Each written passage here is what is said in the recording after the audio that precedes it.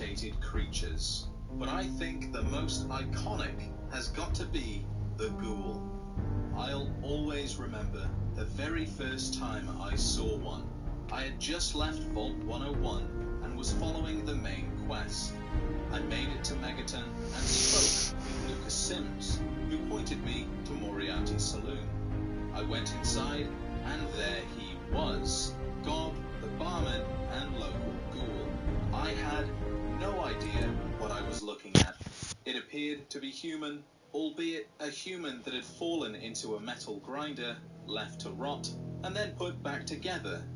I was fascinated by him, and I wanted to learn everything I could, what he was, how he came to be, and more importantly, what everyone else thought of him.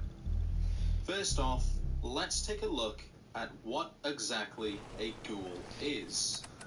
Now, just to be clear, a Ghoul is a mutated human transformed through a mutated animal, such as the Ghoul-rillas and the black bears or Yaoguai. To save any confusion, I will be strictly focusing on the humanoid ghouls found throughout the series.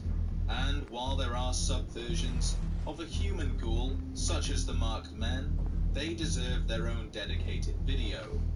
With that said, let's take a look at the Ghoul's origins.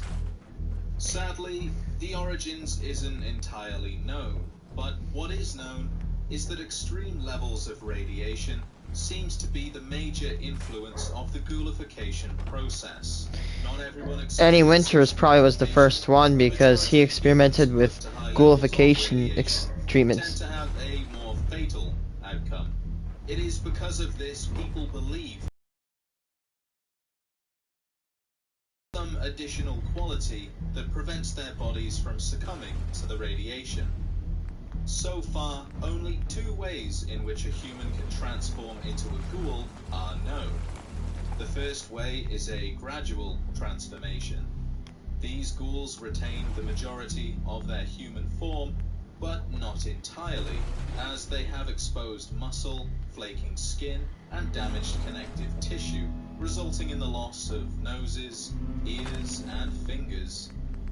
The second way is by having a close proximity to a nuclear blast and surviving to tell the tale. However, these ghouls suffer from both radiation and thermal burns. This way is typically faster than the first, but it is also more traumatic, leaving the ghoul with a much more grotesque appearance, exposed bones, unhealed wounds, and other extreme deformities. The majority of these ghouls have appeared as a result of the Great War, but there are rare cases of ghoulification happening after the Great War. One example is the NCR soldiers at Camp Searchlight, who, after legionaries unsealed the nuclear fuel casks inside the camp's fire station, transformed into feral ghouls. The transformation time varies from case to case, and can take as little as a few hours to as long as a year. It mostly depends on the intensity of radiation that the human is exposed to. Ghouls typically experience loss of skin and connective tissue, giving them an appearance similar to leprosy, with exposed muscle, bone, and in some cases internal organs. A general rule that also follows the ghoulification process The is rotting hair of the loss brain. and changes to the vocal cords and larynx, leaving the affected with the signature raspy voice. The necrosis also comes with other issues, such as the attraction of necrophagous flies that consume and digest their dying tissue.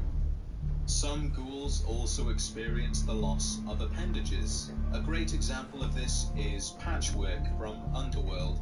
Patchwork is literally falling apart from the necrosis, but thanks to the town's doctor and the regenerative ability ghouls tend to have, these lost appendages are able to be reattached and even regain the ability to function. There are actually individuals who have willingly transformed themselves Eddie Winters. into ghouls, mainly to reap the benefits of eternal life. This has been achieved through a number of pre-war procedures. Desmond Lockhart, Eddie Winter, and John Hancock have all achieved ghoulhood through controlled exposure, radioactive experiments, and experimental radioactive drugs. These individuals who were able to control the levels of radiation needed to transform have also managed to avoid some of the side effects of ghoulification, keeping most of their hair and having little damage done to their vocal cords, although they do still suffer from necrosis. Ghouls are still required to nourish their systems. Although the amount and time between meals is hazy, we know that ghouls eat food and drink water.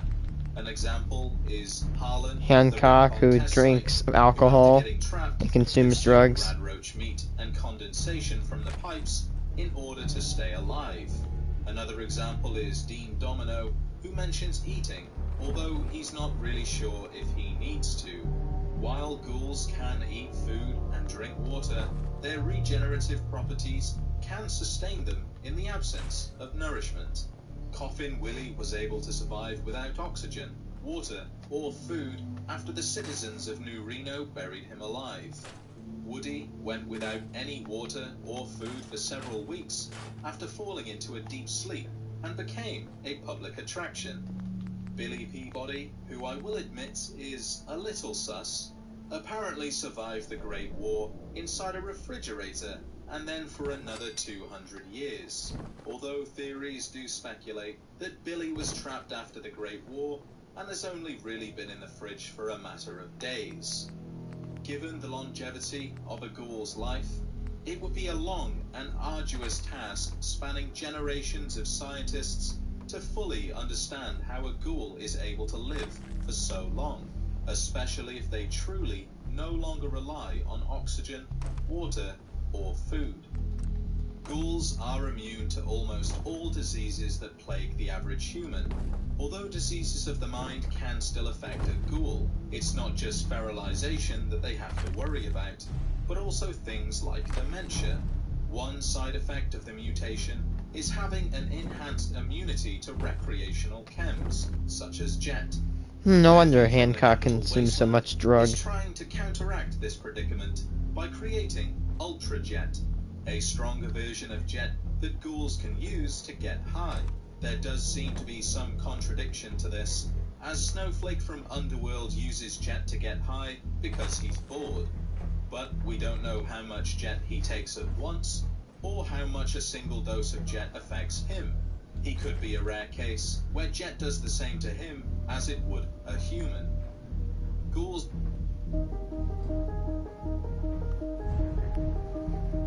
Grammarly business has really changed. No.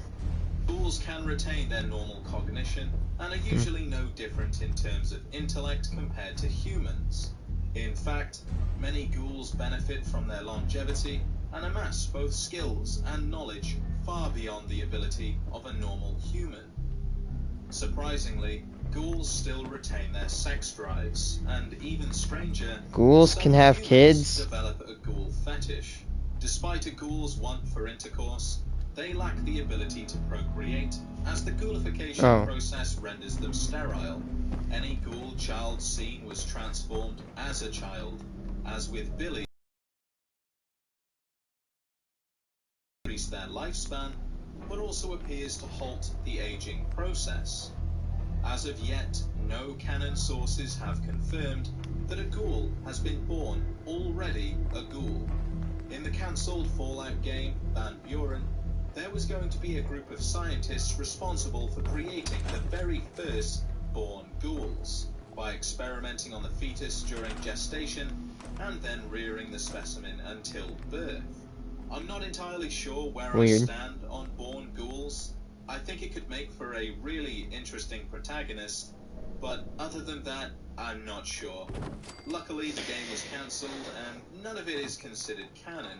But how do you feel about born ghouls? Do you like the idea of perhaps seeing them in a later Fallout title, or would you prefer them to remain non-canon? The degeneration into a feral state is not Feralization. understood. Dude, feral ghouls are so damn scary. As I said before, they charge you and they're It is said that fast. when a ghoul no longer has the ability to think, it is feral. Why?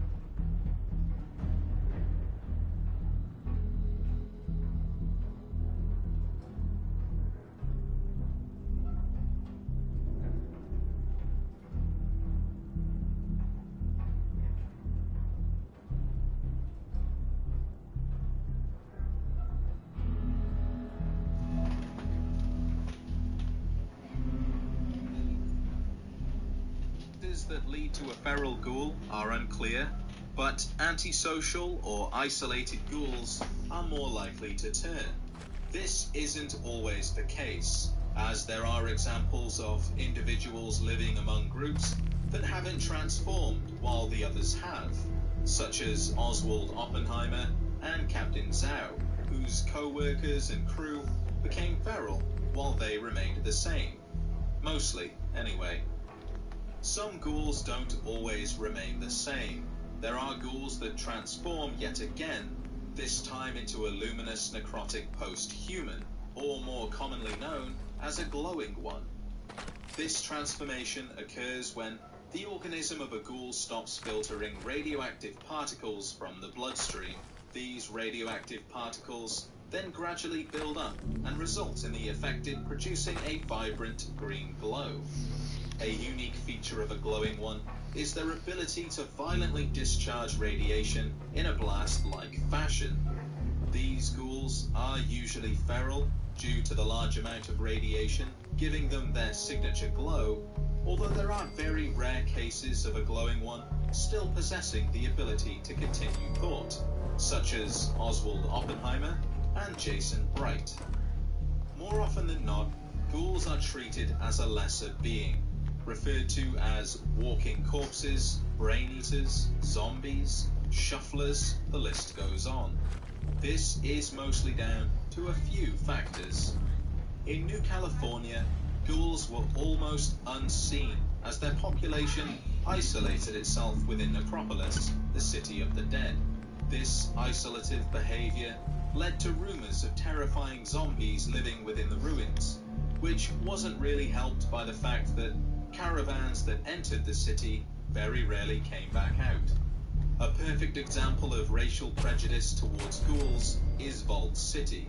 In the ghoul town of Gecko, waste from their nuclear reactor was leaking into the groundwater and contaminating the entire reservoir, which Vault City was also using. Harold, the Harold that is, figured out the problem and tried contacting Vault City to get a replacement for the broken part, but every ghoul messenger that was sent to make contact was shot on sight. Before long, the citizens of Vault City were getting sick from the contaminated water and placed blame on the ghouls, who they believed did it intentionally. Jerks. Far away from New California, ghouls experienced a similar treatment in the Mojave Desert, specifically in the New Vegas Strip. The Strip simply doesn't allow ghouls inside unless they're under the supervision of a human or have the permission from one of the casino leaders, although that almost never happens. This treatment has led to ghouls coming together to escape the suffering they endure at the hands of humans. Jason Bright, the glowing ghoul I mentioned earlier, created the Bright Brotherhood, who believe their only solace is leaving the planet entirely, simply to escape the risk of being lynched, shot on sight, or captured and hunted for sport. A lot of ghoul hate is caused by inexperience and ignorance. Dr. Julius Because I put the blame on people, ghouls carry diseases like, you know, due to the radiation damaging their immune systems, despite never having examined a ghoul up close, nor consulting any living ghouls either. Others believe that all ghouls are destined to become feral, such as Chief Security Officer Gustavo, who calls ghouls ticking time bombs and thinks it best to just rid the ghouls before they even have the chance to go feral. Another example of racial prejudice is Diamond City. During its foundation, ghouls were among the many who helped forge the settlement into what it is. But once McDonough became mayor, ghouls were no longer accepted as residents and forced to leave. These ghouls had no choice but to move on, traveling instead to more open-minded places such as Good Neighbor, also making new settlements of their own, such as the Slog. Sometimes, the ghouls only make things worse for themselves. Roy Phillips has simply experienced enough first-hand bigotry that he no longer sees a peaceful world in which both ghouls and humans can live. He is fixated with taking Tenpenny Tower for himself and will slaughter the residents if given the chance. Roy Phillips isn't the only ghoul to think this way either. Other ghouls share a similar mindset. In the ghoul city of Underworld, Dr. Barrows is threatened over his research into ghoulification, being told by the other ghouls that ghouls are ghouls and humans are humans. Fortunately, not all ghouls think this way, with many of them hoping to one day reverse the changes and return to their former, smoother selves. There are factions that treat ghouls as equals, such as the New California Republic and the followers of the Apocalypse, who willingly recruit them into their ranks for their knowledge, thanks to their longevity, and hardiness, thanks to their natural resistance to radiation. Most ghouls that join the NCR usually achieve Ranger status. I was curious to see how common it was to find a Ghoul Ranger. No secret that ghouls have got it rough. They have an almost endless life of constantly falling apart, and most of humanity, which they were once part of, no longer want anything to do with them. It's good to see polities such as the NCR and followers of the Apocalypse utilizing ghouls and giving them the second chance that they really do deserve. Be sure to show your support by liking the video and subscribing if you haven't already for more Fallout Death content. Claws. Yes. A Dear LL Bean story, inspired by Thomas in Pennsylvania. Highly addictive. 1 + 1 = 2? Question mark? Try this merge game. Get yours today at LL Bean. If I make a stitch, I can make me a business on Squarespace, which makes me blow up, selling my style, my tips, and my very own line. Because if I can make a stitch, I can make the next fashion empire. The apex predator of the post-apocalyptic Dude. wasteland.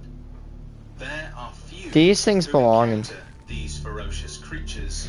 And You know, honestly, here's what happened. Here's actually why I got into Fallout. Because my mom bought Skyrim. And she thought it was a space game, which I don't blame her.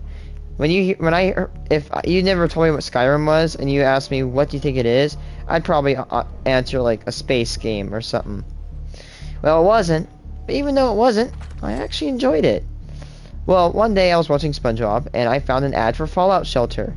And I liked what it did. I joined the game, and I soon became in love with it. Then I started researching what it was. I found this game, Fallout 4.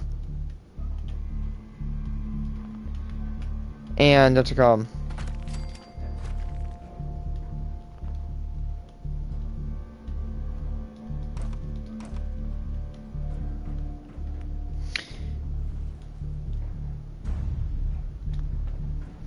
And when I started researching this game, I was getting interested in it as well. And I tried it and I loved it. the tail. Standing at approximately 15 feet tall, with an immunity to radiation and razor-sharp claws, these beasts are above all in terms of threat, savageness, and in some cases, intelligence. The origins of the Deathclaw is a little vague, but they were created before the Great War by the United States military. The sole purpose of their creation was to replace human soldiers in close combat situations. They were created through a combination of animal DNA, Sheep lizard. most of which is unknown, but the basis of their DNA comes from the Jackson chameleon, a far less threatening creature, but you can see the similarities: the scaly skin, spiked back, and the presence of horns. Genetically engineered to survive on their own in the harshest of places, it is clear the project was a success, but whether or not they were ever deployed on the battlefield, pre-war that is, has yet to be discovered. It is unknown how these creatures were able to escape, but one explanation is that the facility they were confined to was damaged during the Great War, allowing them to escape to the outside. Over the next few decades, Deathclaws have bred and spread across the states. quickly rising to the top of the food chain in most pre-war ecosystems. At some point during the Master's reign, Deathclaws were captured and refined to make them even stronger through genetic manipulation. What use the Master had for them was most likely a similar one to the US Army. We can only speculate as to what the reason was, as there is no evidence other than the official Strategies and Secrets Guide for Fallout 2, which says that it happened, but other than that, doesn't go into detail. Due to how the Deathclaws came to be, their numbers were limited, and they restricted themselves to a series of isolated nests, which led to rumors of their existence. In 2161, the majority of Southern California had never seen these creatures before. A tale of some new monster, born from the ashes of the old world, arose. A legendary creature few knew of, and even fewer had seen.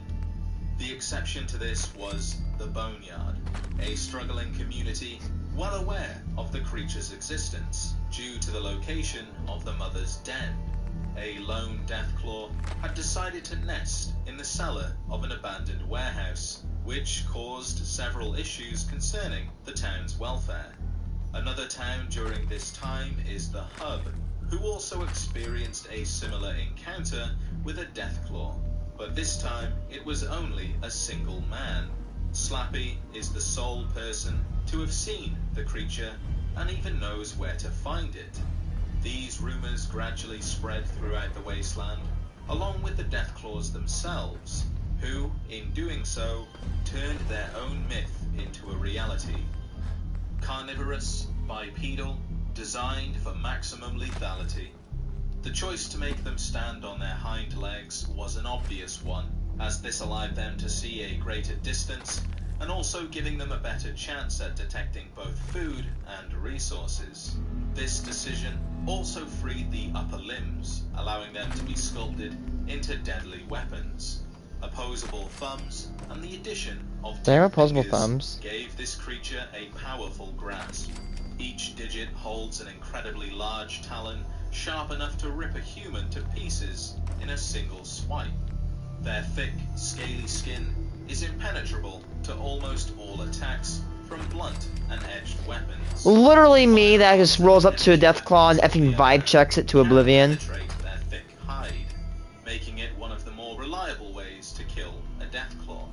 Finally, their remarkable design is complemented with defensive horns and dorsal spikes, although these appear to be more cosmetic than anything else. How about cherry ice cream?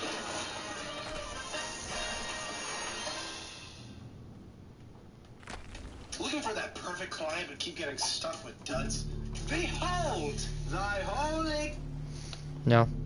Deathclaws, despite being seen wandering the wastes alone, are pack animals. Leadership is established within the group by the alpha pair, the strongest male and female of the group. The other members accept the status of the alpha pair and instinctively follow and migrate with them. They are fiercely territorial and will usually opt for locations away from inhabited areas, but they have been known to settle into temporary nests near civilization, such as the mother at the Boneyard and the pack at Quarry Junction. Once the group has claimed its territory, they become incredibly difficult to dislodge. Alpha pairs simply won't abandon their claimed land, even if the other one has died. The remaining alpha will simply choose another mate, typically the next strongest member of the group. This means the only way to reclaim territory from a pack of Deathclaws is to kill the alpha pair or wipe out the group entirely, although both of these methods are no easy feat. Deathclaws communicate in a very animal-like manner. They use a combination of growls and body language, although there are some possessing the ability to mimic a human voice, What? provided their intelligence is artificially increased. More on that later. Believe it or not, these creatures are made even more dangerous by their ability to reproduce. Unlike the provider of their DNA, who carry their young inside their body, Deathclaws instead lay their eggs in a more reptilian fashion. The eggs are always fathered by the strongest male in the pack to ensure the offspring have a better chance of survival. These eggs are incredibly durable, but the mother will still seek out a safe, dark place for the nest, such as a cave or cellar. One unusual aspect of a mother Deathclaw is once impregnated, she will prepare a separate nest for her young, covering the eggs with sticks, dirt, and whatever else is on hand, before guarding it with her life. It's almost as if the other Deathclaws can't be trusted. Baby Deathclaws are born with a light brown skin tone and live under the protection of their parents. As they mature, the skin continues to darken until reaching a murky brown, black, or even blue, although this is very rarely seen and only happens to the older, more experienced Deathclaws. This bluish hue could be a side effect of having the chameleon DNA, but it's never strictly said. These baby Deathclaws are similar in appearance to adults, but lack the secondary characteristics such as the horns and dorsal spikes, as these gradually appear as the Deathclaw ages. And, like most other species of animal, the males and females have varying features that distinguishes them from one another. The males have a far larger set of horns that grow forwards, while the females have slightly smaller horns that grow backwards, and the dorsal spikes of males are far larger in comparison to that of a female's. Claws are present from day one in both sexes, meaning that despite being the weakest of their kind, they still pose a threat to your average human. Speaking of humans, Deathclaws do not actively seek them out, but due to human expansion and the Deathclaws' increasing population, it was inevitable that the two should meet. Deathclaws are incredibly dangerous to humans, no matter how well prepared for battle they are. Literally me, pops drugs and just kills them instantly. Power armor and use advanced weaponry, suffer severe casualties when crossing the path of a Deathclaw. It was this ferociousness that led to the Enclave trying to exploit them as a replacement for human soldiers. Sound familiar? The Enclave experiments in 2235 focused on increasing their intelligence and did succeed, leading to the very first pack of intelligent Deathclaws. What the scientists didn't anticipate is increasing their intelligence beyond what they wanted. They wanted a creature capable of understanding and following orders and nothing more.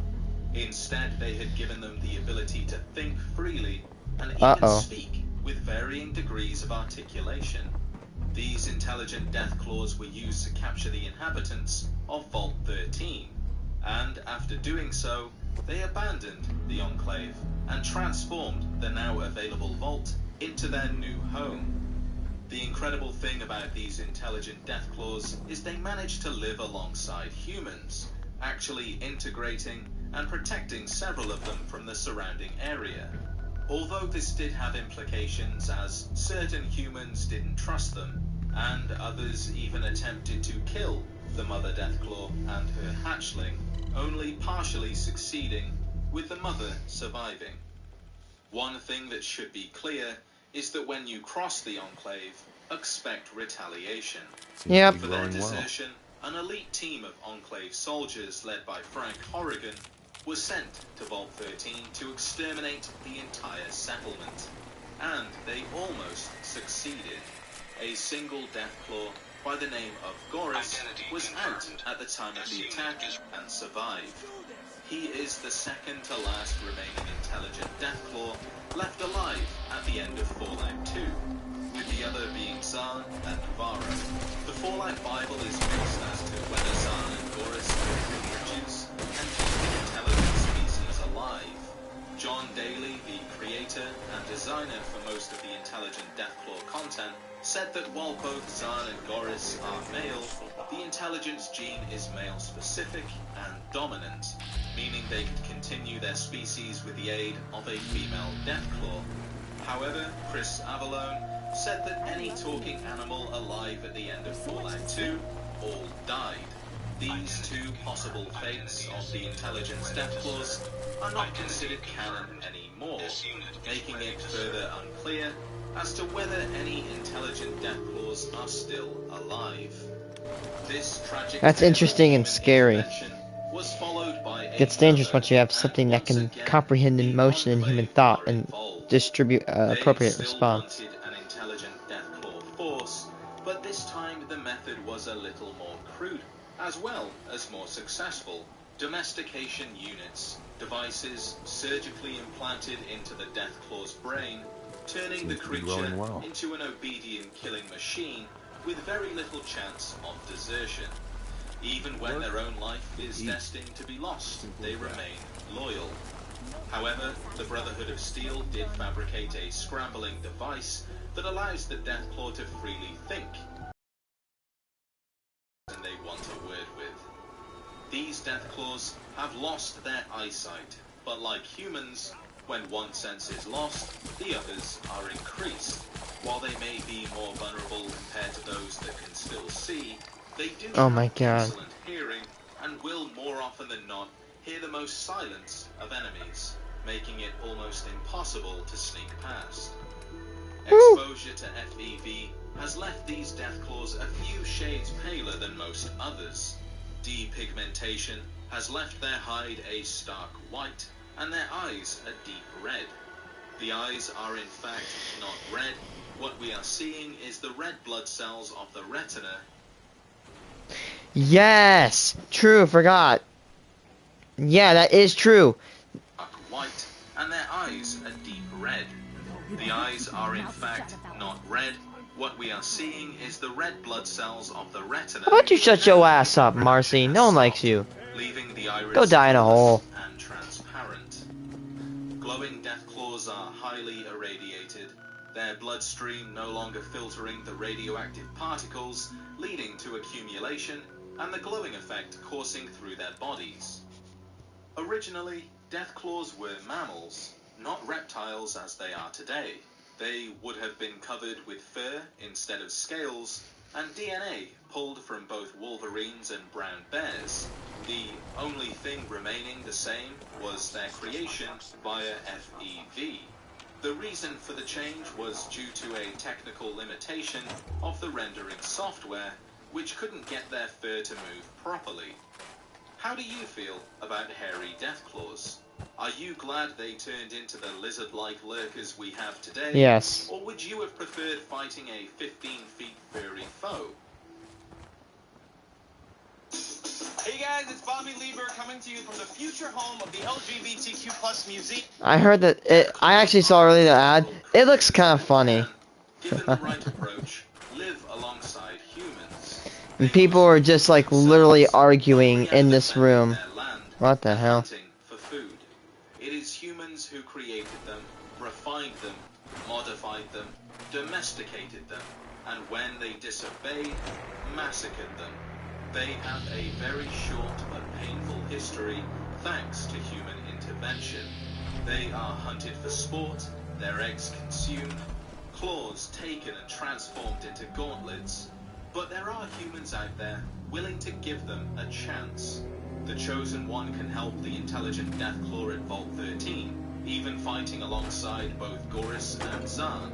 The sole survivor can return a stolen egg back to the brooding mother, who understands that they aren't there to cause trouble, and are instead reuniting her with her unborn child. I'm not saying go hug the nearest Deathclaw you can find, because you'll likely end up in pieces. What I'm saying is, they're not quite the mindless killing machines they've been made out to be. They're just another living creature acting on instinct, forming a group, procreating, and making the best life they can in a predominantly human world. Be sure to show your support by liking the video and subscribing if you haven't already for more Fallout content. If there's anything you would like to see in a later video, leave a comment and I'll see what I can do. With that said, thank you as always for watching, and I'll see you in the next adventure.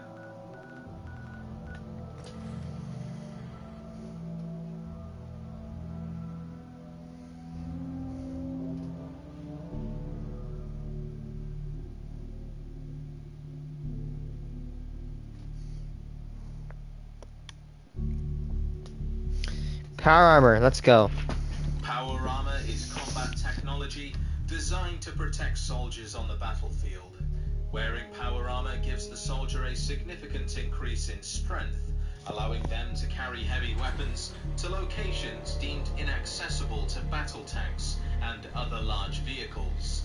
But they weren't always used for war. They were also used for crowd control and even to resolve competitive disputes between companies. Mining. But who designed power armor? What models are there? And how has the Great War affected their development? It is worth mentioning that I will not cover any power armor considered non-canon, at least not in this video, so no Chinese, Voltec, or Eastern Brotherhood. With the world running out of resources, America annexed Canada and established to protect their increasingly scarce oil fields. China would soon march on Alaska, with General Jingwei leading the invasion. The Trans-Alaskan Pipeline was liberated, and the Chinese forces showed no signs of giving it back. America and maintaining ground. Their battle tanks and other large vehicles just couldn't make it, and thanks to the oil shortage they could barely fuel them, let alone get them into position. They needed a new machine that could do the job of a battle tank, but with greater mobility, and they needed it to use a different source of fuel, something the enemy didn't control. The greatest minds of Westtech, an American defense contractor, came together to create the fusion cell, a nuclear battery for lack of a better phrase. This new fuel was revolutionary, allowing both military and civilian technologies to flourish, but more importantly, it was used to create the TX-28 microfusion pack, something small enough, yet powerful enough, to fuel a new and very capable war machine. Researchers at Westtech had designed a frame for what would later be called power armor. This frame used an internalized servo system with a back-mounted TX-28 microfusion pack, generating over 60,000 watts of energy, and high-flow hydraulics, increasing the operator's strength and carrying capacity, as well as the ability to drop from heights without taking any damage. It was everything the United States needed to turn the tides in the war for resources. Now all it needed was armor. And this brings me to the many models, uses, and developers that followed. The T-45 was the very first suit of power armor to be developed by Westtech. Shortly after its creation, it was used for a number of different purposes.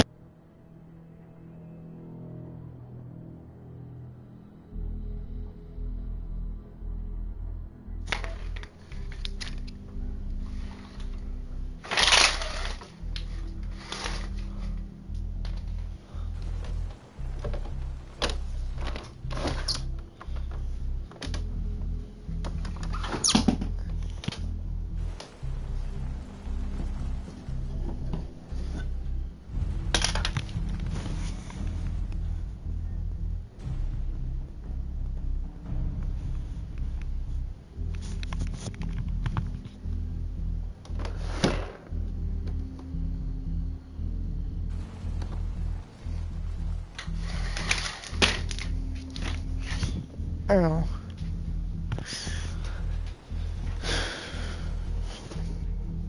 Retake Anchorage back from the Chinese invaders by countering tanks and infantry and breaking down their supply lines, which they would eventually do, but not without the aid of another model of power armor, which I will explain in just a moment. The second purpose was to take the invasion directly to the enemy, with infantry and other mechanized divisions as support, but this proved to be a bad idea. While the T-45 was able to repel invasive forces, it was not at all suited to lead one. The invasion was a disaster. It was nothing more than a net drain on the war effort that wasted time, money, and worst of all, resources. But this was not to be the final invasion. Much like the Battle of Anchorage, all they needed was a more superior suit of power armor to pave the way to victory. The third purpose did not involve China or invasions. Instead, it was to control their own people, as food shortages and riots swept across the nation. The war effort had drained the country of basic needs: food, water, power. It was all dwindling, and soldiers wearing suits of T-45, who fought in Alaska and mainland China to keep their country safe, were now back home killing the very people they fought to protect. Following the Great War, many of these suits can still be found, both abandoned and rusted, but also used by the Brotherhood of Steel, specifically the East Coast Chapter. Both active members and the outcasts actually use suits of T-45 to fuel their cause. Even members who were left behind continue to wear it, with some replacing pauldrons to give it their own unique feel, while others, such as the NCR, have salvaged suits by removing the joint servos, which did make them harder to control, but also allowed their soldiers to use them without the need for special training. And let's not forget the MP-47A, a unique variant of T-45, capable of administering medical substances such as Med-X, and with later improvements, Stimpaks, to the operator. Listen up, you goddamn puke. You are now wearing prototype medic power armor. You take care of me, and I'll take care of you. Will he customize and save $652 with Liberty Mutual? He's got it!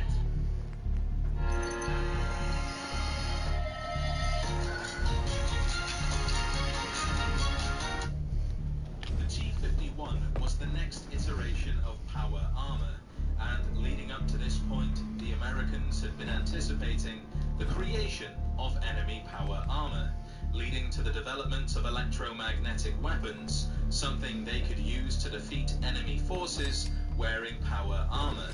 This influenced the design of T-51, which, unlike its predecessor, had a coating of polylaminate composite, meaning the operator could actually absorb a portion of kinetic energy without taking serious damage.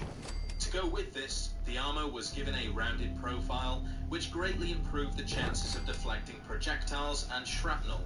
If that wasn't enough, the armor was covered in an ablative layer of micron silver, capable of reflecting laser blasts and gamma radiation.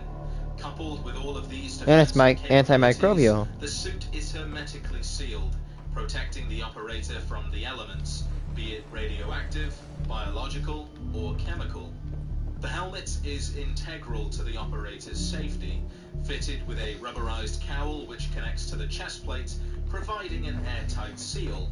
Without this, the operator would be open to the elements, making it one of the few weak points, although there does seem to be some confusion regarding the helmet's visor. Ricky from the Honest Hearts DLC will say that he killed a Brotherhood of Steel paladin by shooting through the visor. The courier can say, if they have the power armor training perk, that the eye slits of T-Series power armor are bulletproof.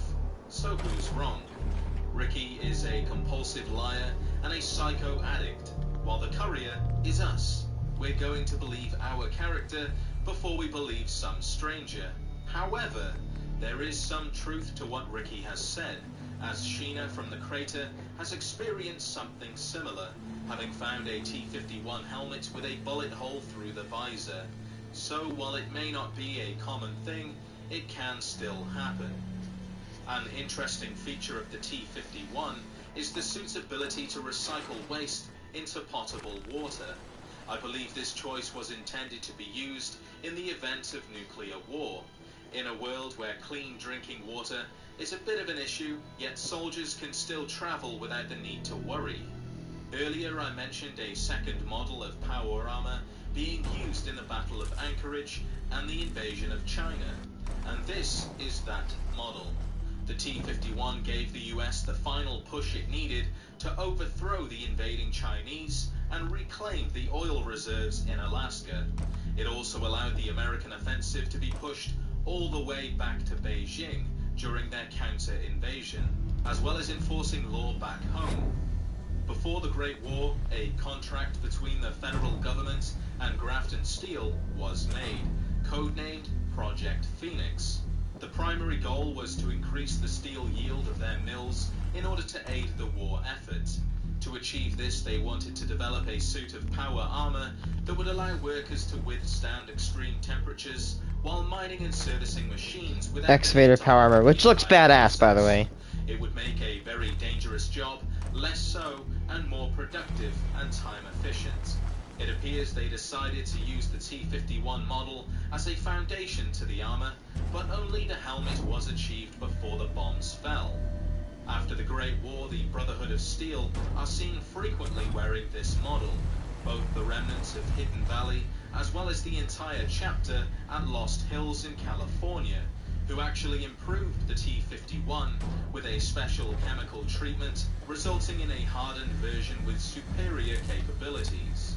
And let's not forget the Ultrasight power armor, which uses ultrasight ore as additional armor plating, originally developed by the Lost Hills Brotherhood before being transmitted to Appalachia to be completed, but never was due to the Scorched Plague, which wiped out the entire chapter.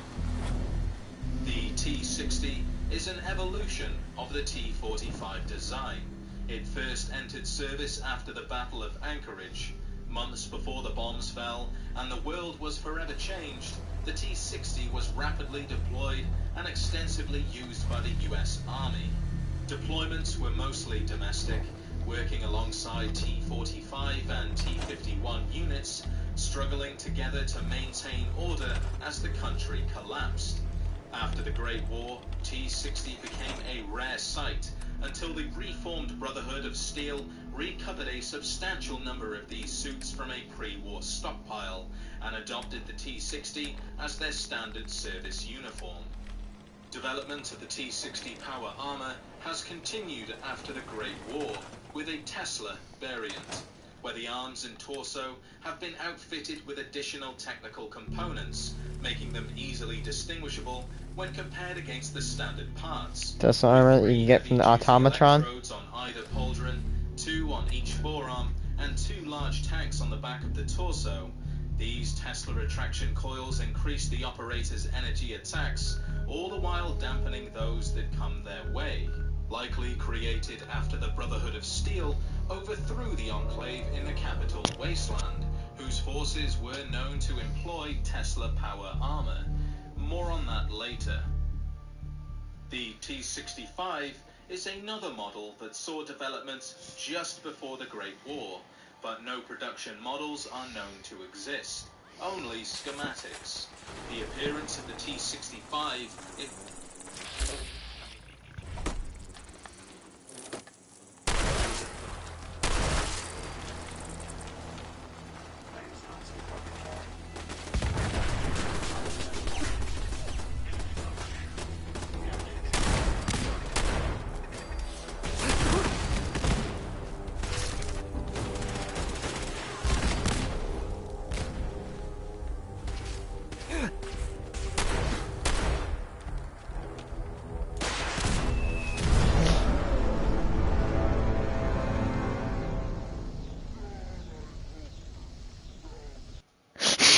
God, I hope there's a stark contrast when compared to the others mentioned so far. The armor is incredibly bulky, with layered pauldrons, torso and legs, the visor consisting of 2 small lenses, no doubt making it more difficult to hit. As for the schematics, they were entrusted to Vault 79 before the Great War, along with the country's gold reserve from Fort Knox, entrusted to the Secret Service agents for safekeeping. It is unknown if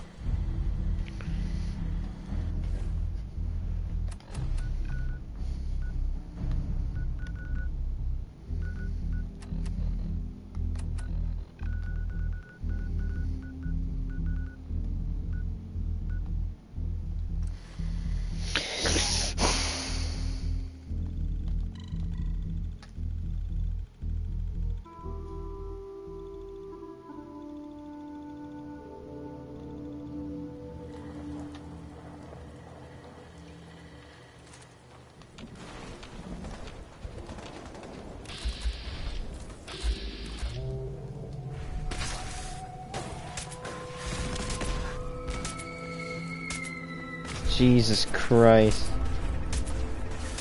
Oh shit. He's out.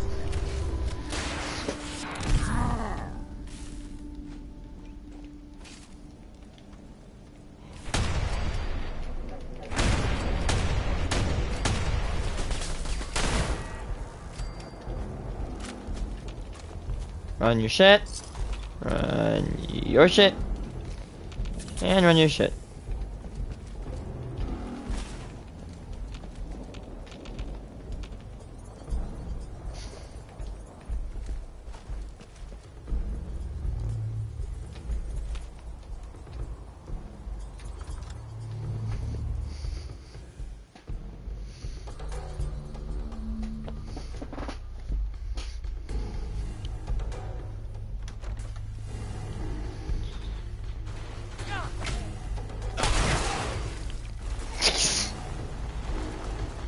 Ready, Ian?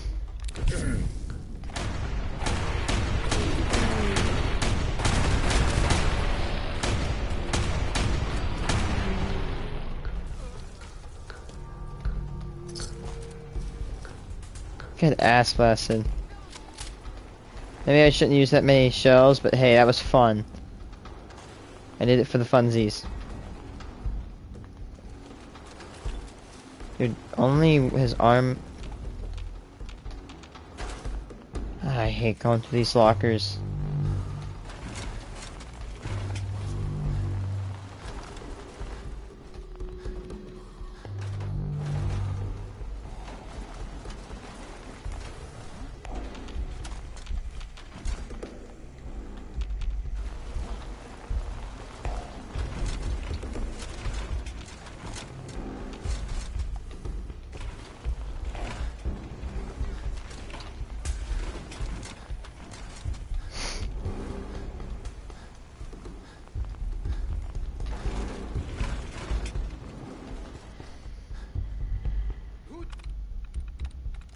Nice.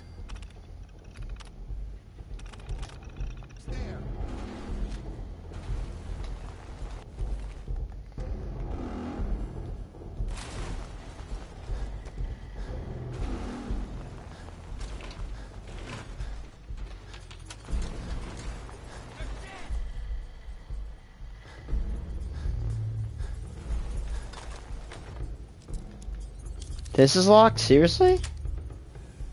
That's it.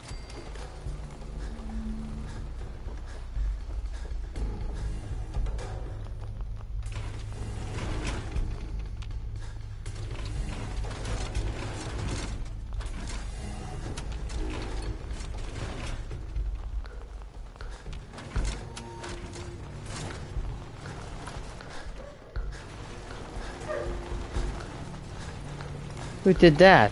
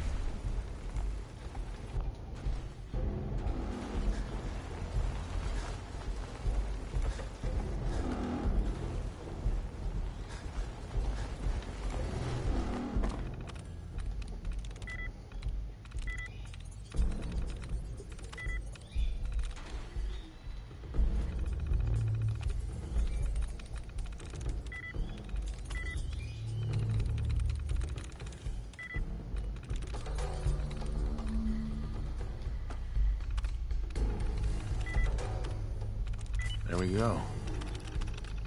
Powering up. Front Dictron on. Hey. Yes, sir.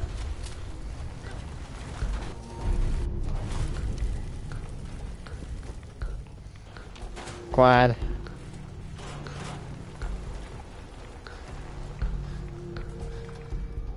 No!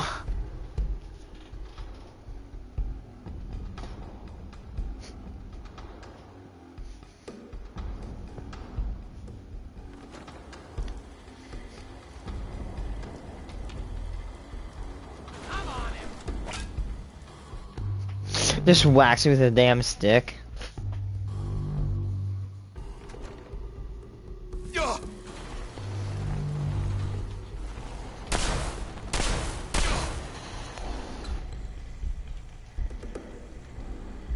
Okay.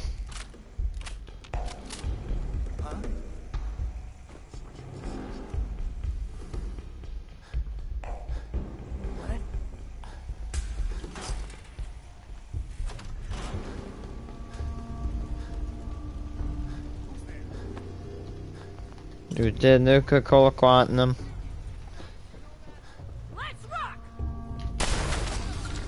Let's rock indeed, bitch!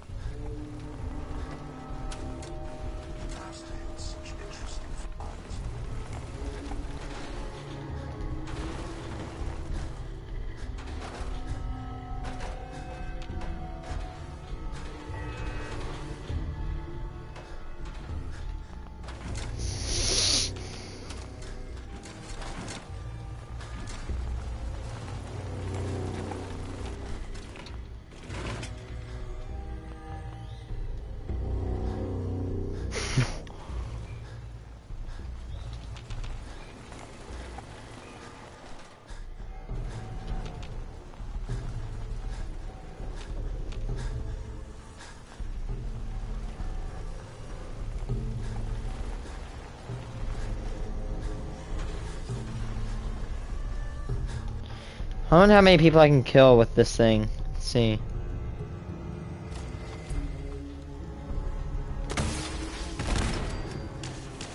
Oh my god.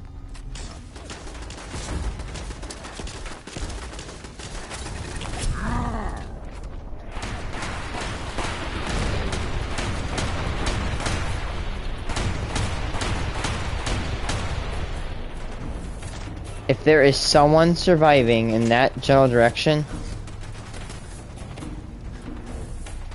Oh my god, that is so well hidden.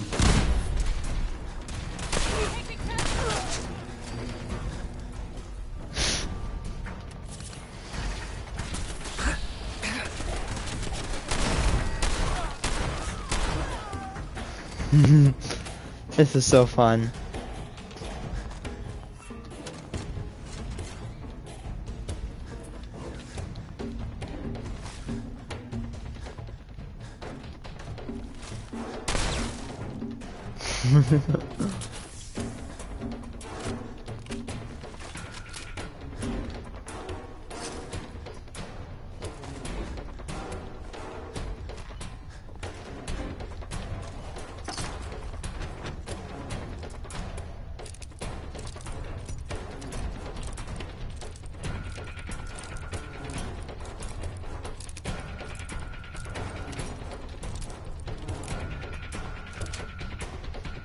Got it.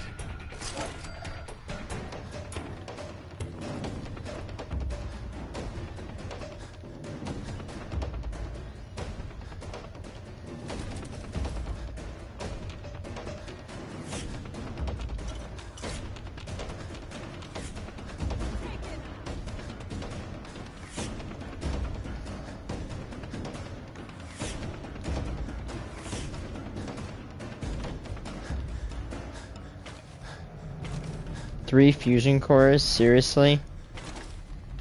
Oh my god.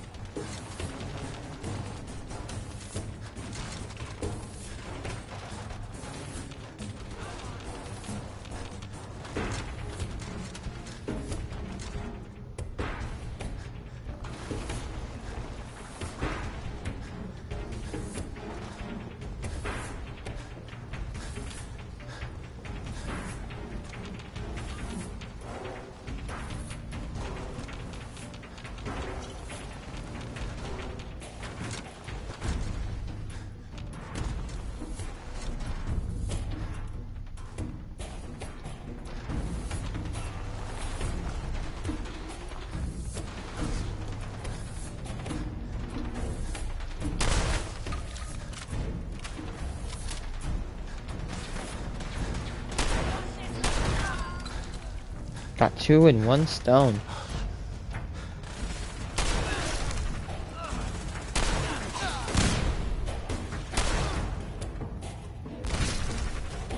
Nuke his ass, please.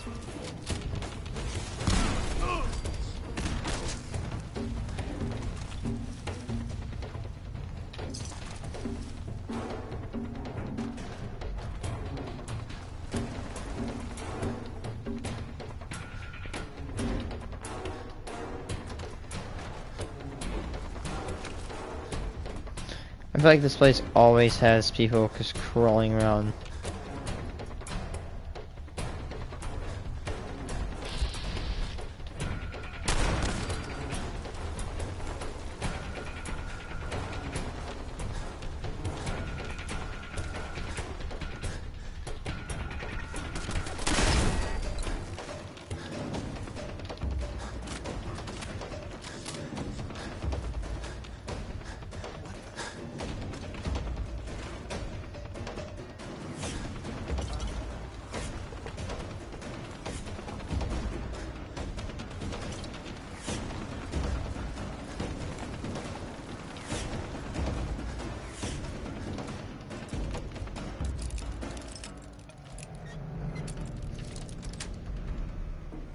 Nice.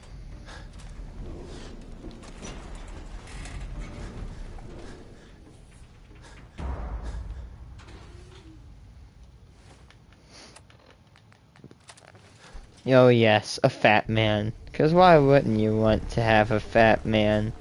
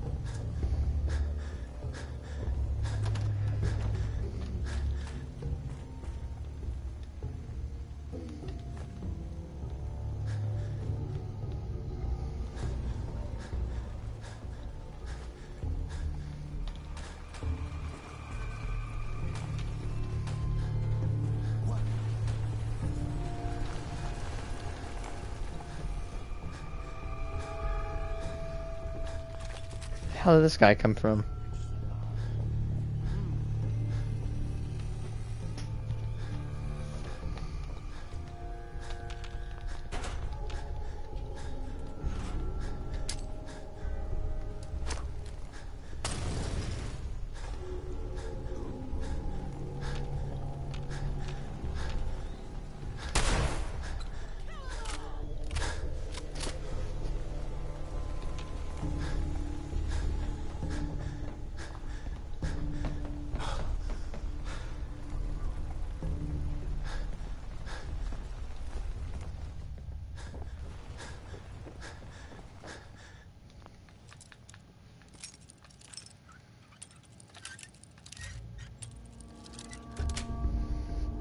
Sweet.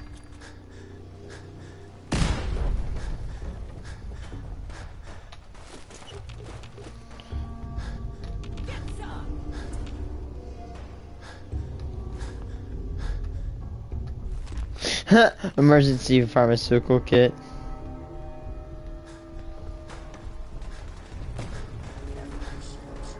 God, I hope there's a bounty on you. How do I get up there?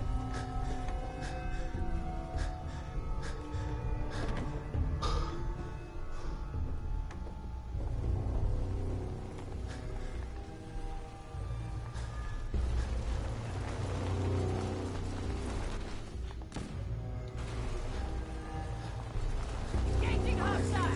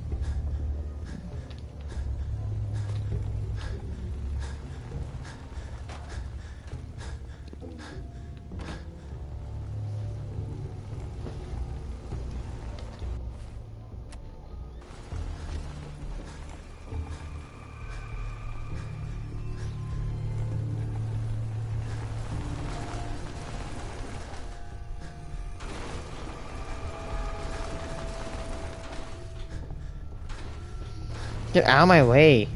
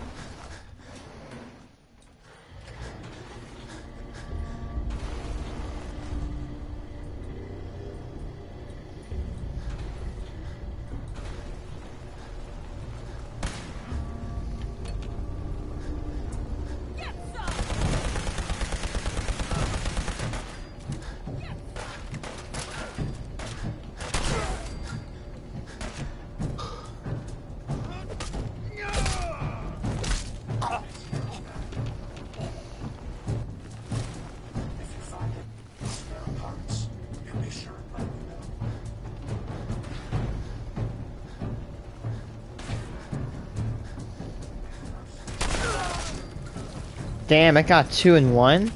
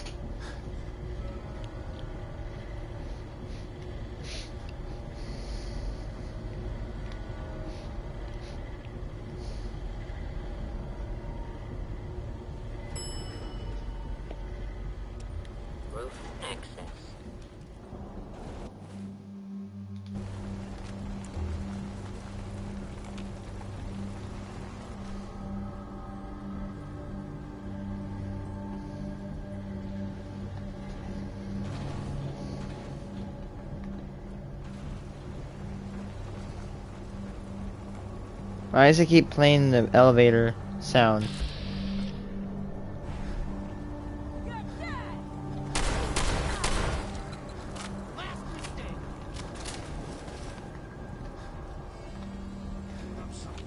Are you that jerk that kept shooting me with the fat man?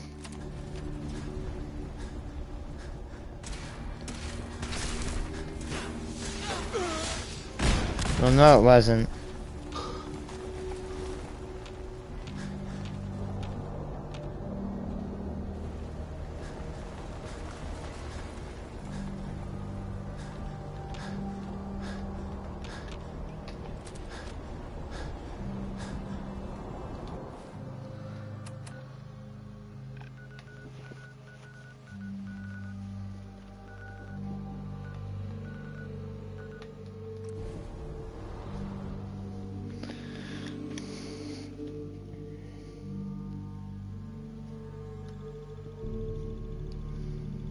Moist, moist, moist.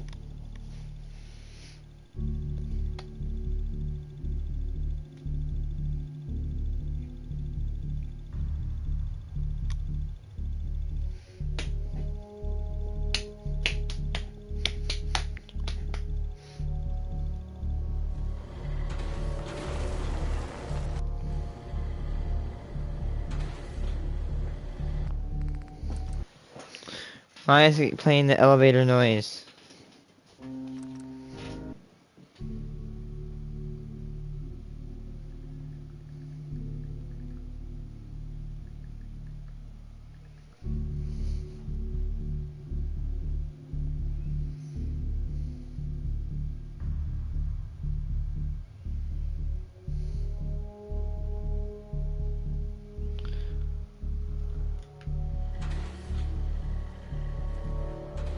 I think that seems to fix it.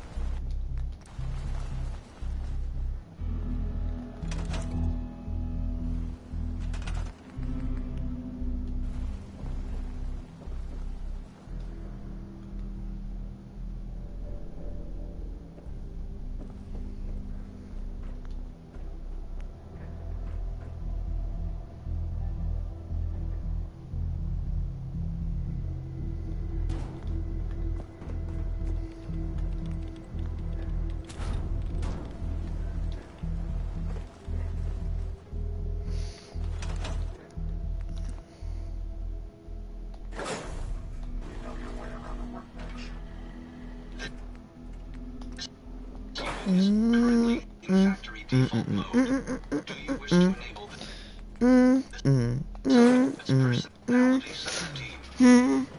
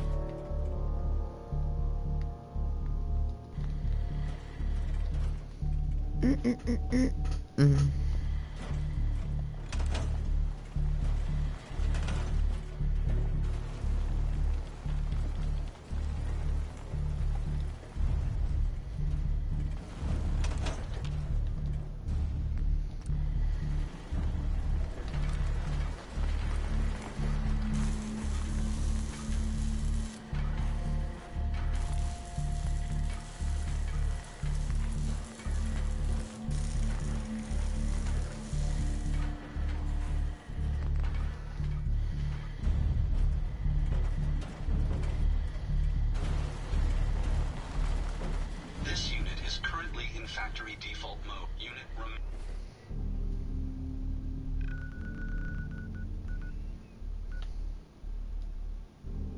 remaining in factory default. This place will give birth to many robots. I'm just beginning.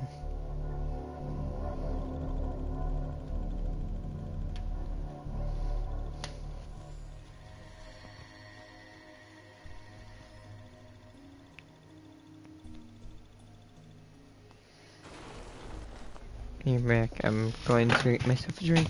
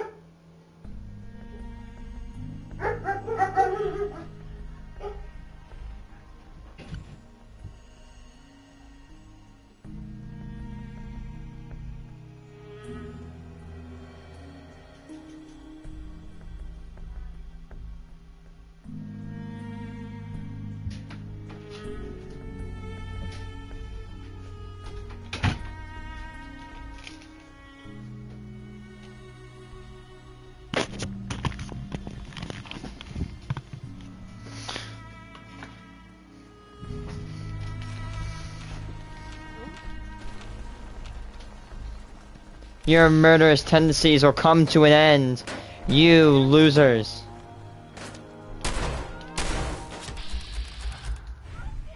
Dead, dead, dead.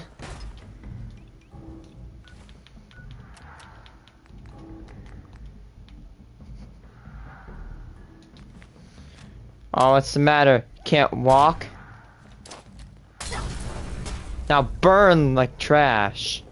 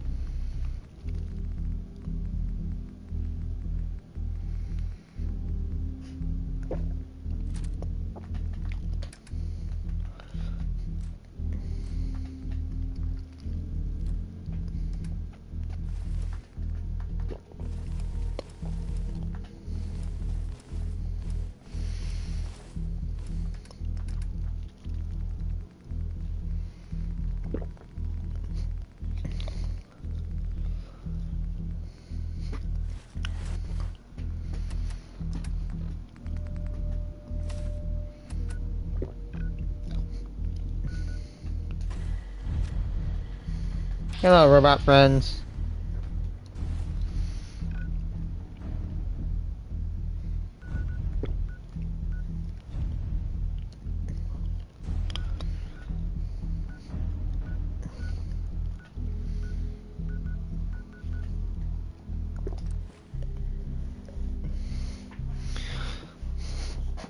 I don't want to eat too many goldfish, but I eat a few.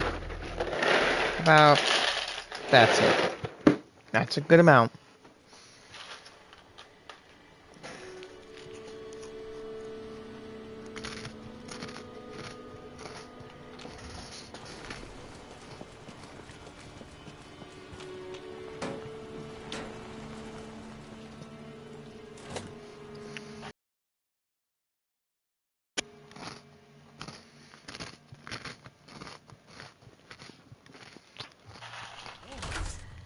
Can't only take 10 cans?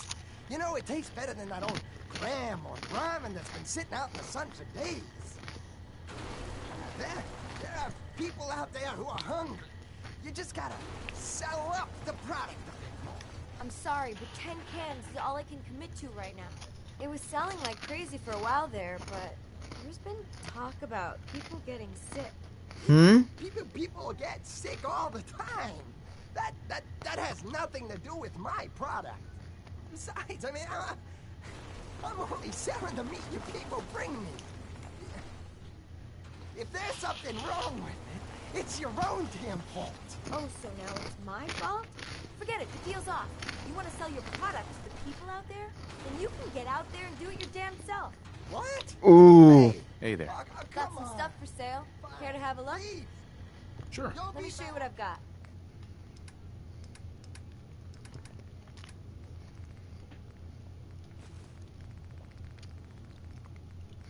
My God!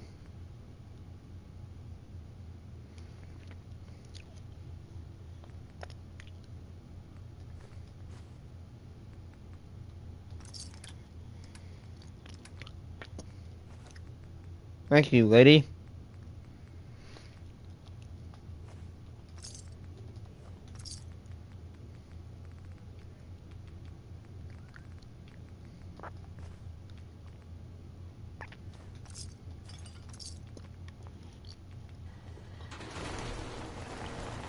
Who are you? Hey there.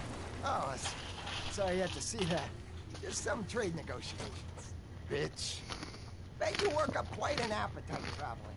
Wouldn't you like to sate that hunger? With a good can of long neck Lakowski's.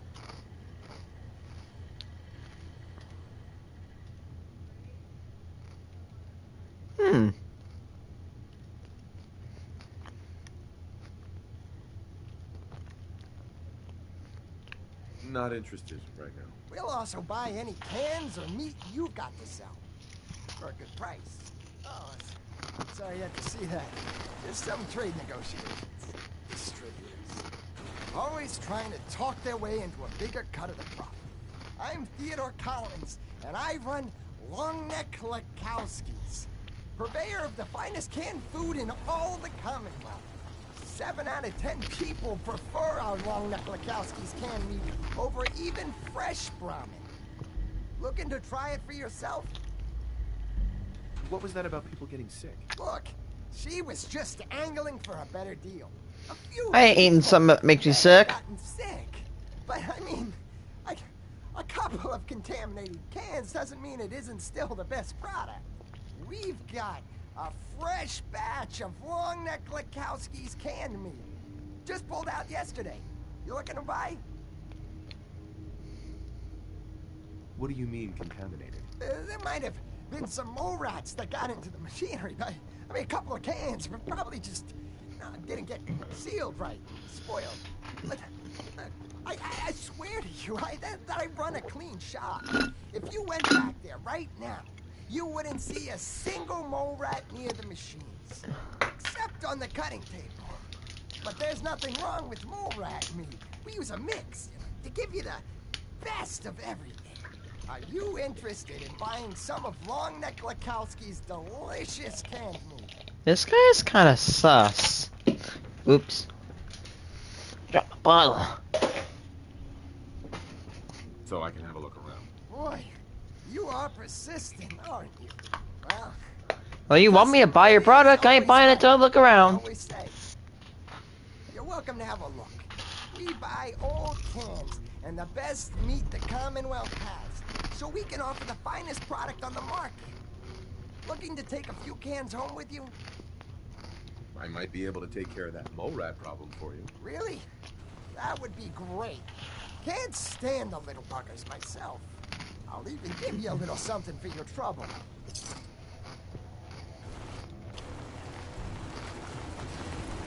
Hey there. Couldn't stay away, huh? 7 up? Yeah. Welcome to have a look. Stay out of the old basement. This What? is safe down there. Good day to you. Sir? Hello there.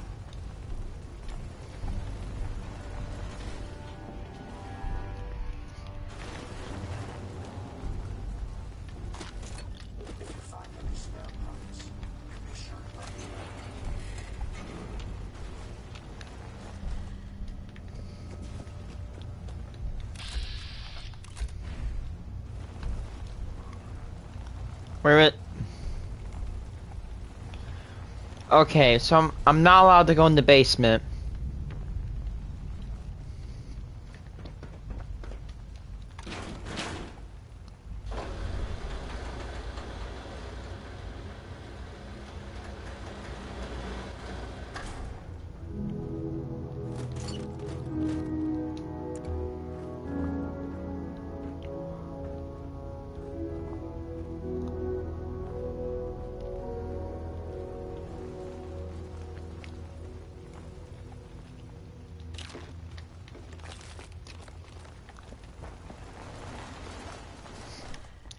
I think this guy has something disturbing.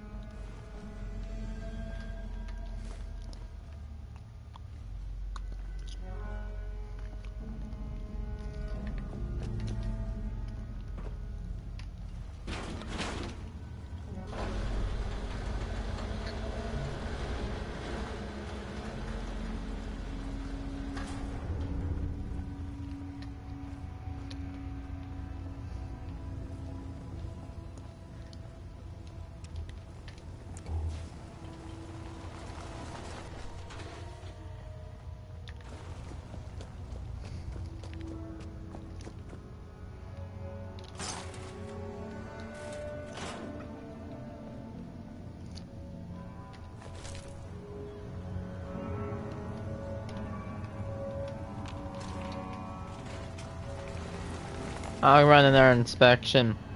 Get out of my way.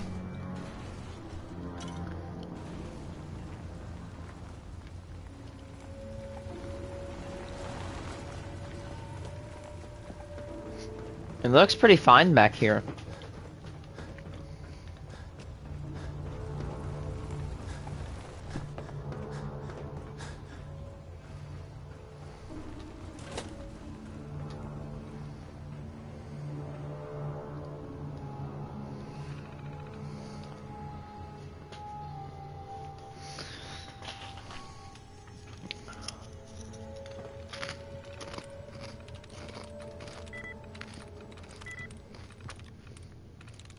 Nice.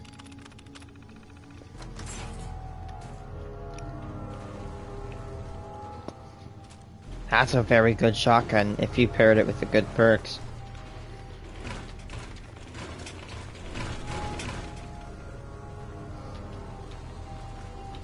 Oh. There we go.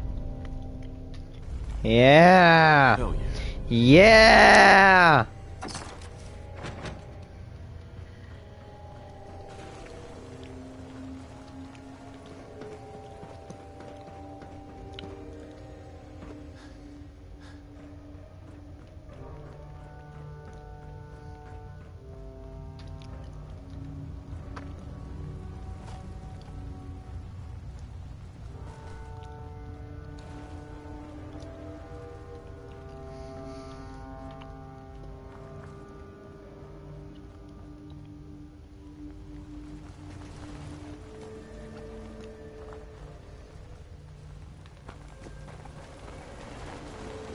Stop pushing.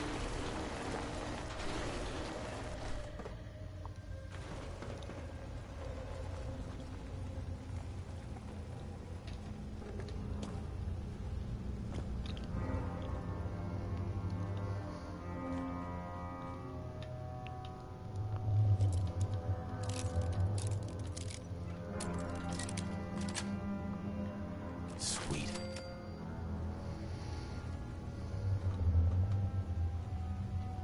If it isn't my favorite custom.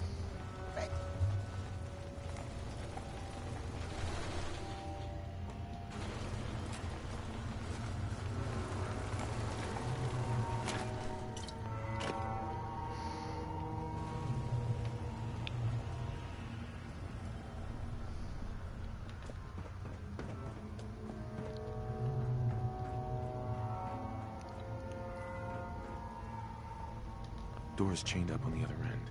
Huh, it's weird. Wonder why it's chained up.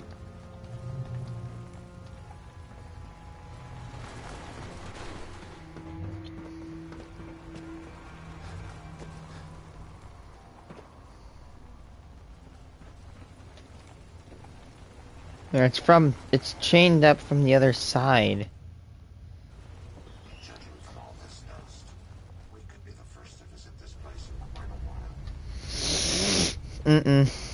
Not really that true though.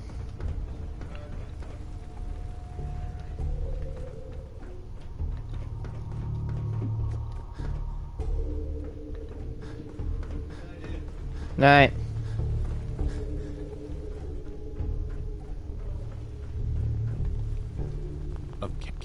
Chained on the other side.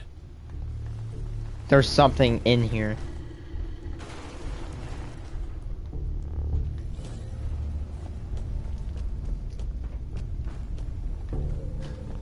Ah, you're back.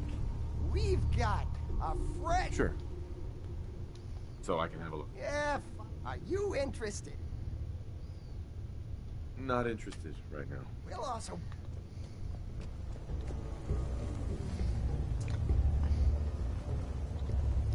There's hostiles down here.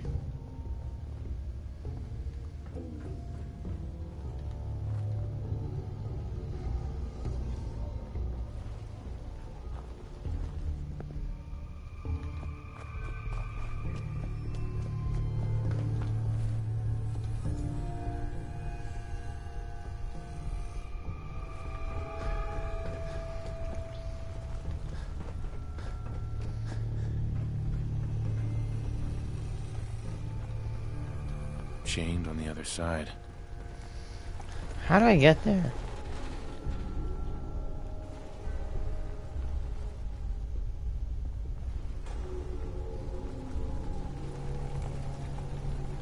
Oh. I'm just gonna...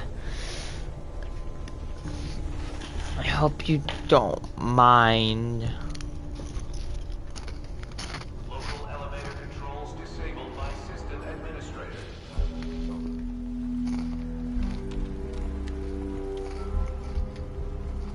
Uh-oh.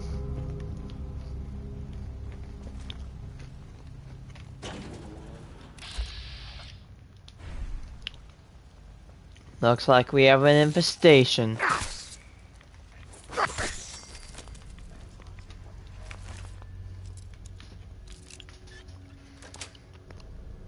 Got it. Sir, this is an infestation. We're gonna have to close you down to the health standards. You see, your pool is infected with a disease known as HIV/AIDS, and due to our standards, this cannot be allowed to persist.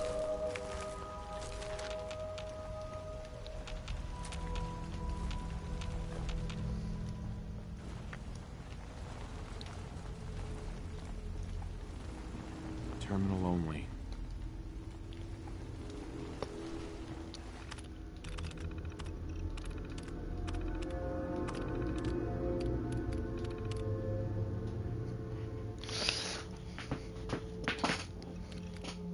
Still works. Yeah, got the robots working, but I'm still leading up on how to use the killing reports. They're broken.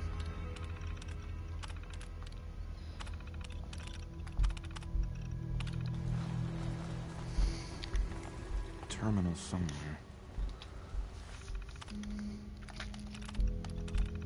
Running about a week behind schedule, but I've got the reactor up and running again. Managed to find the parts I needed, though it took longer than expected. When some ghouls broke through the wall, one of the traders had been working. I got there before I had some things to meat spoiled before I could get it canned. Had to mix in some meat from the mole rats I found down here. Damn it! Restore 2 blew out a hole in the side, and the explosion shook loose some of the bricks down here. Took part of the damn walkway. Got that hole in the wall widened, and more ghouls keep getting in. And more. Even running with only 1 retort. This is heaven. Working only I could have.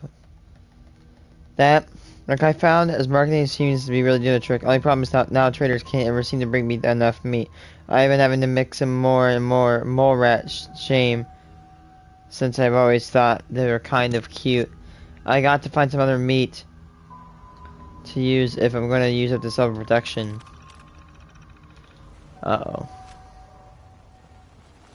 Terminal's got this locked. I keep forgetting.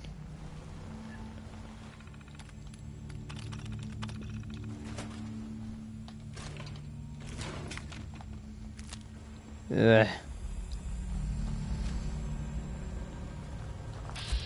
What?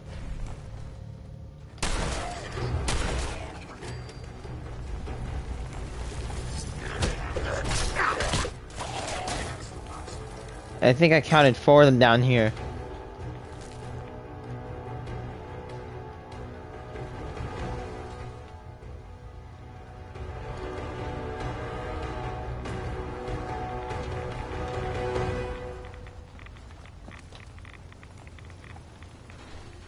That's the reactor.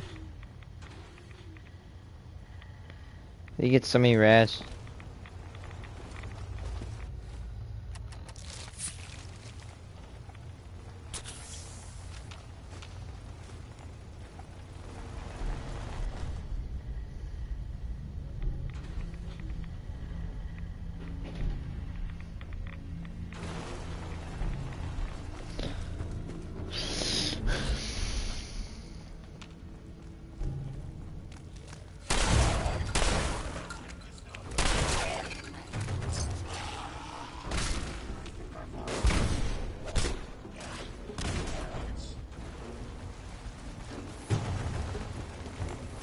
Bunch of ghouls down here.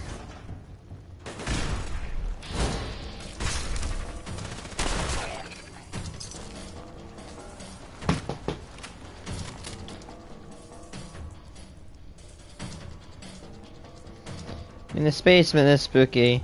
What could he be hiding? This is a long, winding.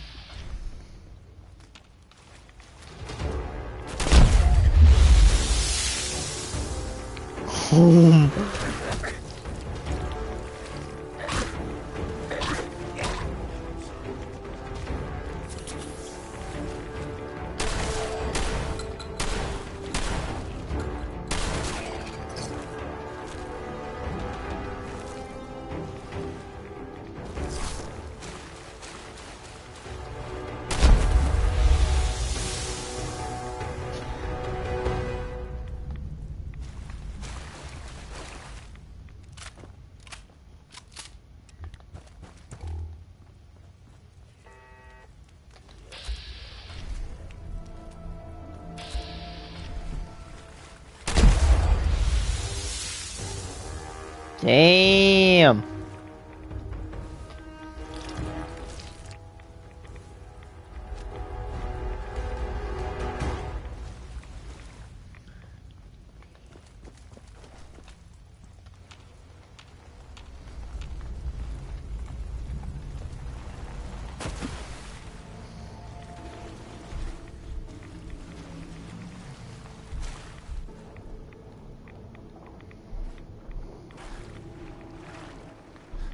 Never been here before.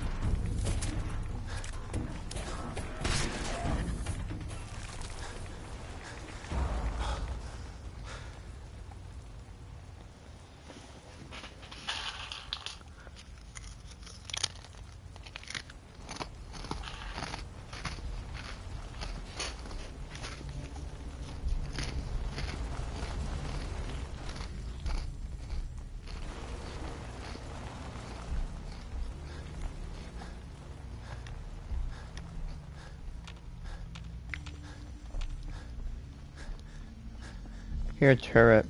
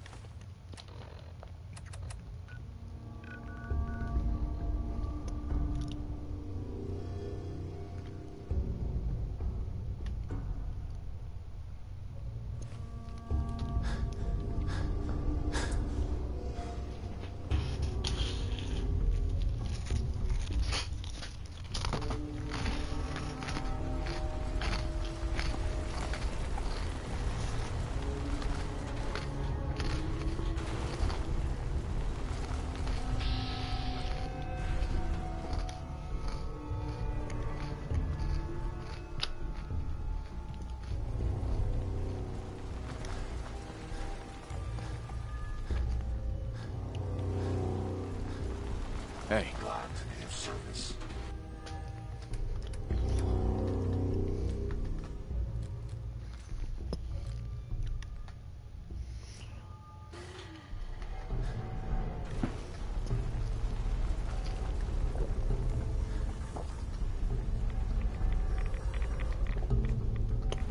Oops.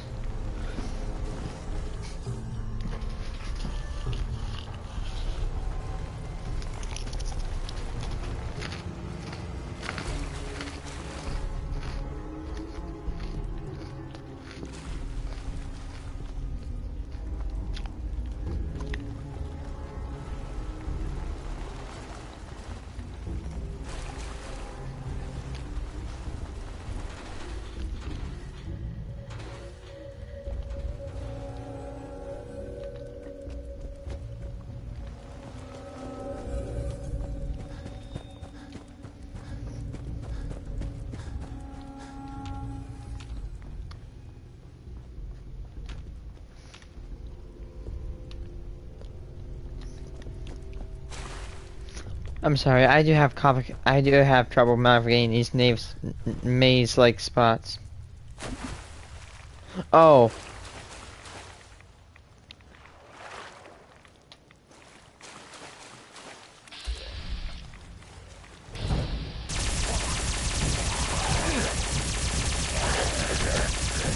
Oh no!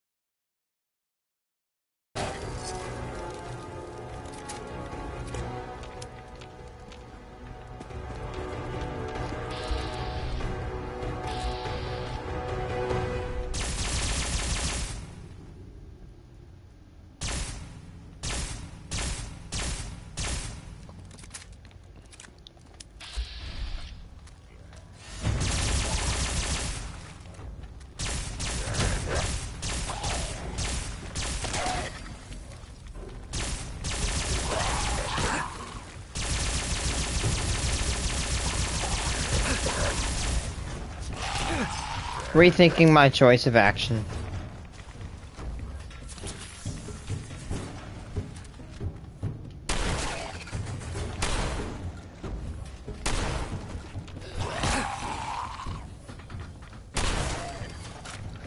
Oh my god.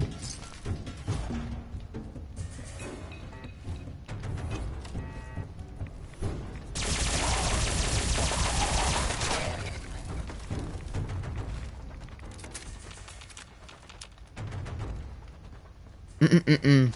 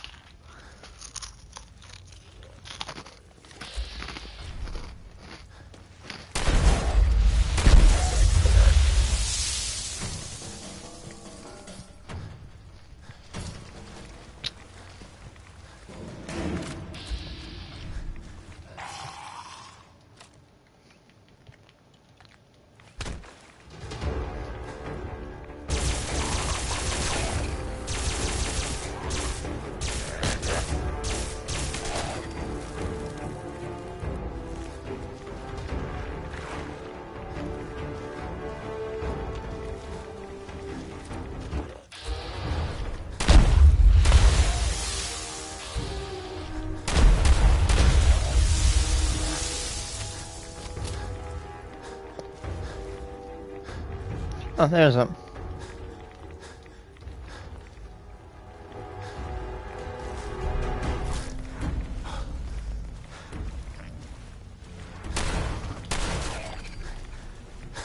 Ain't having your shit today. Thanks for shotgun shells, though.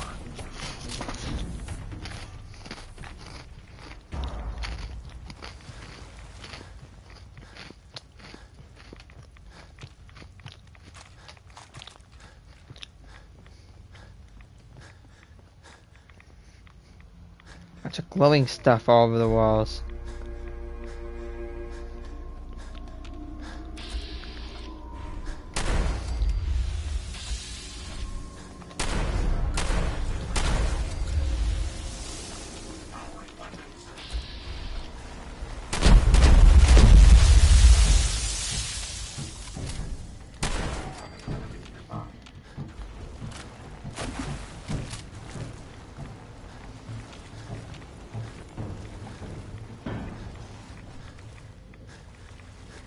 Exercise caution, sir. The water may be irradiated.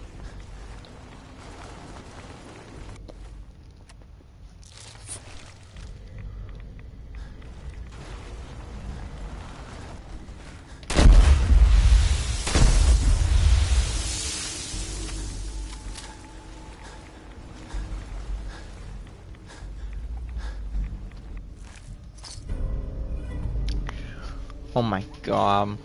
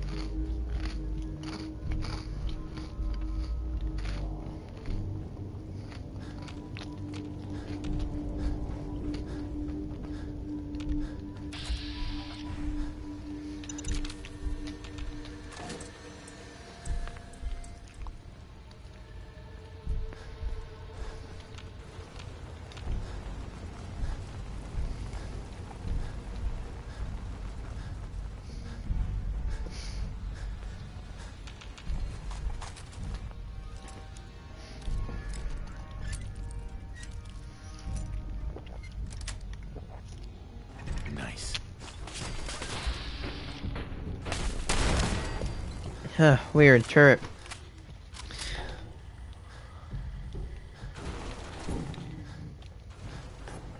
Looks like someone didn't want anybody going up here.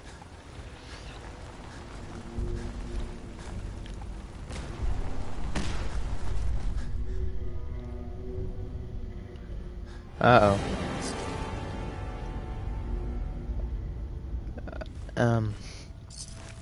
Why is there a ghoul on the table? Next to a saw. Next to more bone saws.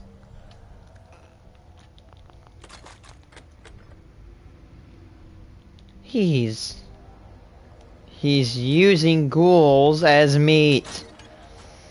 Now I remember. I told you to stay out of the basement. Now that you know my little secret. I'll just have to kill you. Oh. Here we go again.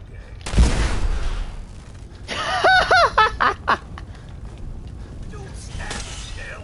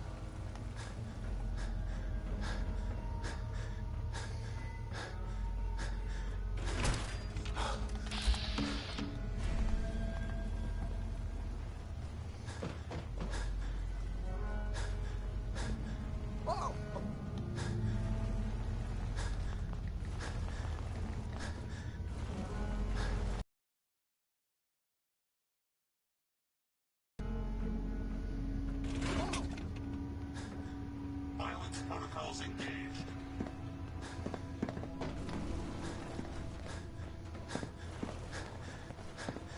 Oh! Hey, look, it doesn't have to be this way.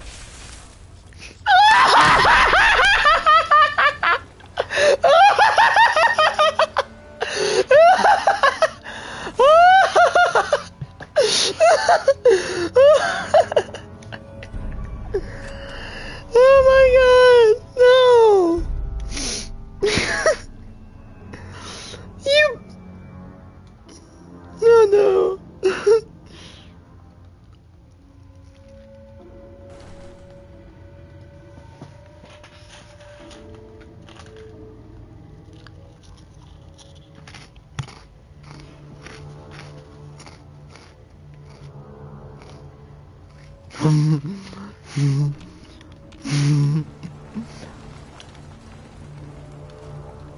Yes, I can take all this shit.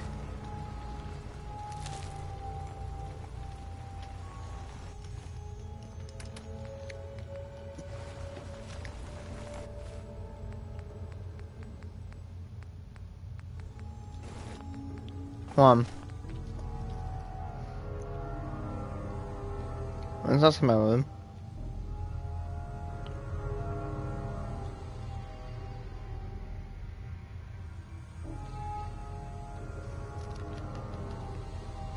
Oh, man.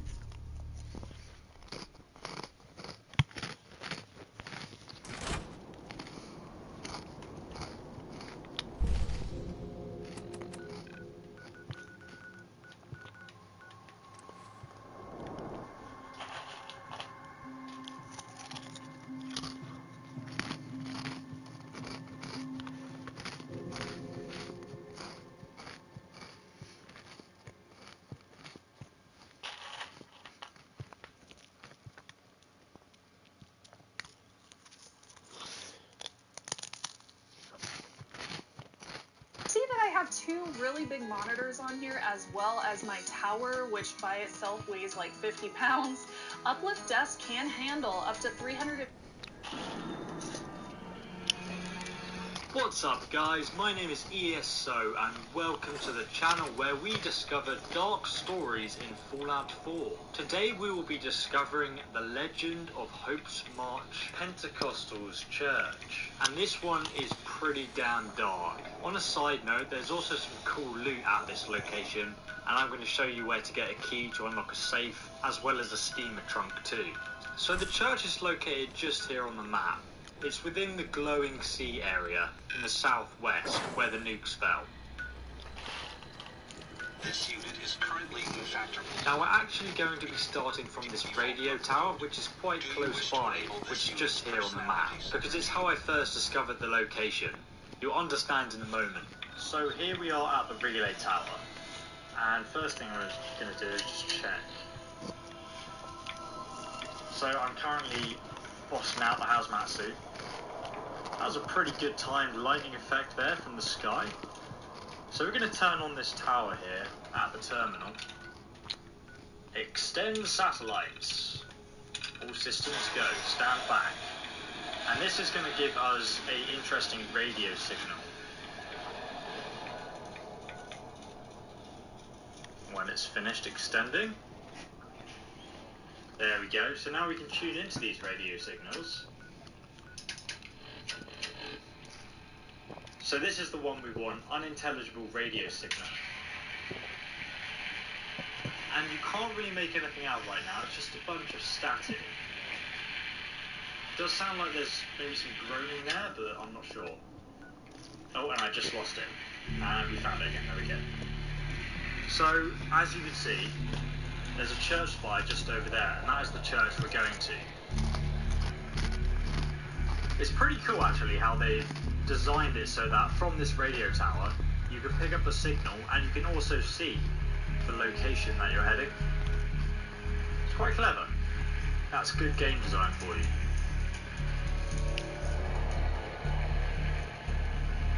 So as you can hear, if you listen closely, the static is starting to disappear and become clearer as we get closer to this church. And it sounds like we can hear grunting. Yeah, it sounds like some groaning and grunting. Which is very mysterious. And a little bit creepy. But if you look, this whole area has just been absolutely covered by earth from the blast. That is a creepy sound coming from in here. It does sound like some ghouls maybe.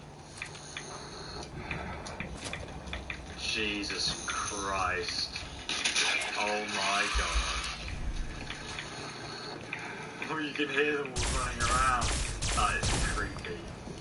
Now, before we really get into this location, I just want to give you an overview of what I actually think happened here. So, judging by the historic events of war, such as the London Blitz, often during bombings, some people would actually come to seek refuge in church, usually for religious reasons, because they believed they'd be protected. So what this means is that the individuals who sought sanctuary in this church believed that their God would protect them. And indeed it seems like he did. Well, kind of, in a way. I mean, the nuclear bomb did not destroy the church, like almost every other structure within the glowing sea. However, quite clearly, if you did not already know, these church followers died from the nuclear fallout after the attack. That's why they're all ghouls, because they were all exposed to obscene levels of radiation.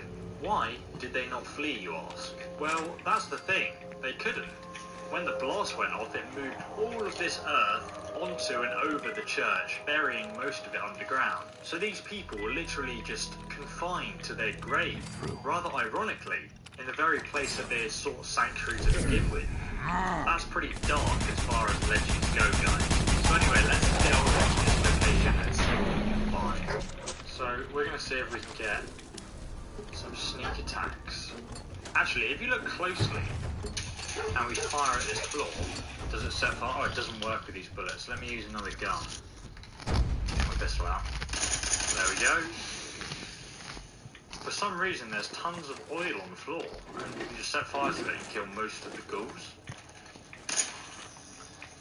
There's a charred feral ghoul there, so he's like got a really high resistance to fire. Not that guy though.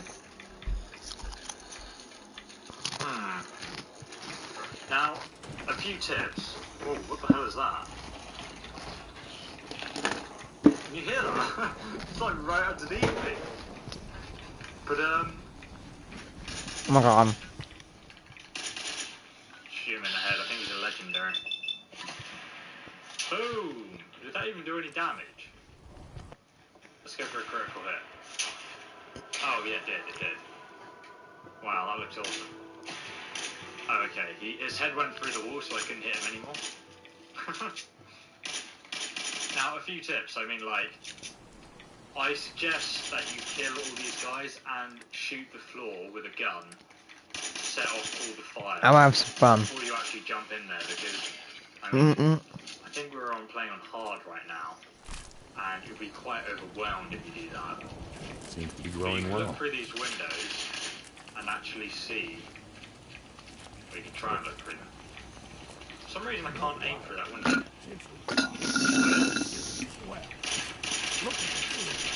But usually you can shoot through windows, but you can't shoot through these ones. Fucking hell, I thought that was a zombie, but it was just a dog meat. So I think most of them are dead now, so you can probably drop down. And I don't know if you've spotted it, there's something there on the floor.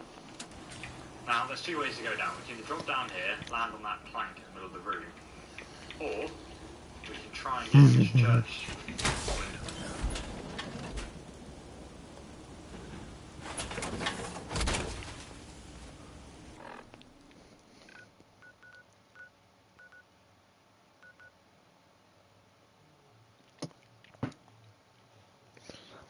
Man, to have the budget of this game go into the rain effects on your screen.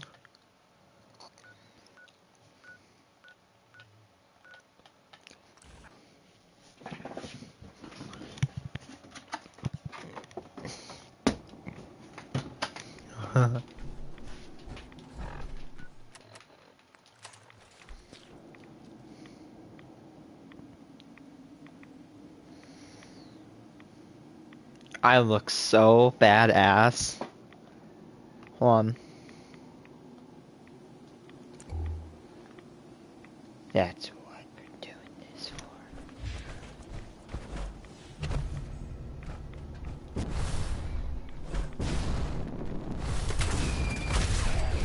Oh my god.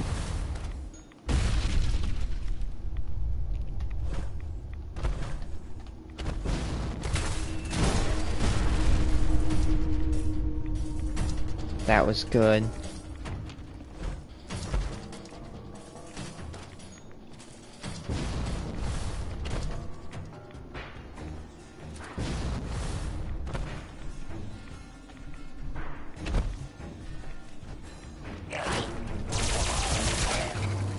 God dang.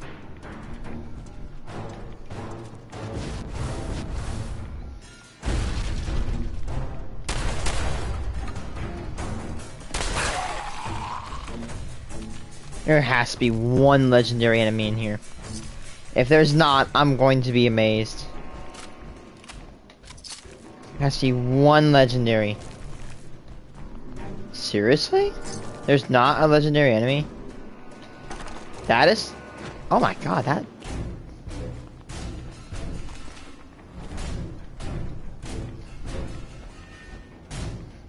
That is actually surprising.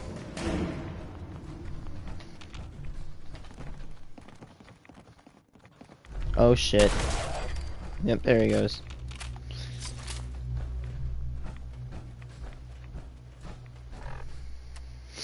I'm not gonna main this, I just wanna have a little bit of fun. 1600 damage in one... Dude, I'm never using the Fat Man without Demolisher and Heavy Guns again.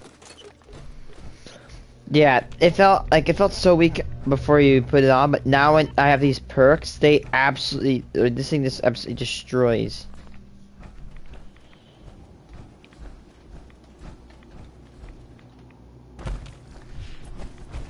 I'm having fun with this gun.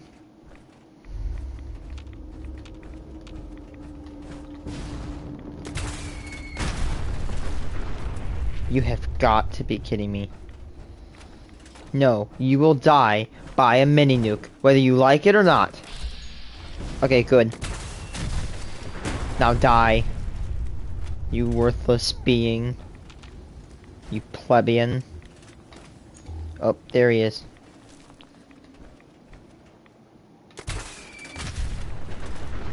God, that was a death skull too. He took a...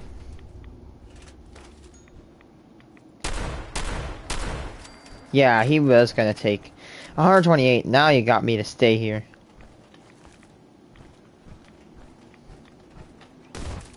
Oh my god.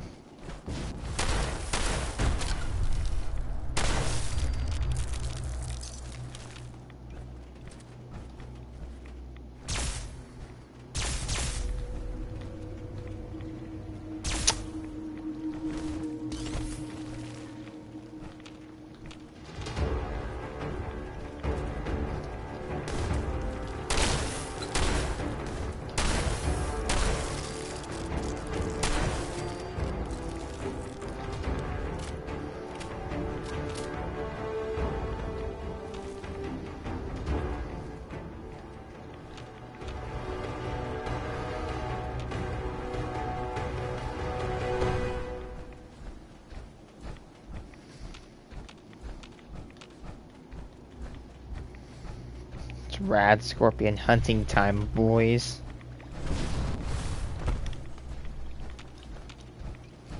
Ah, damn it. I thought that was my fat man.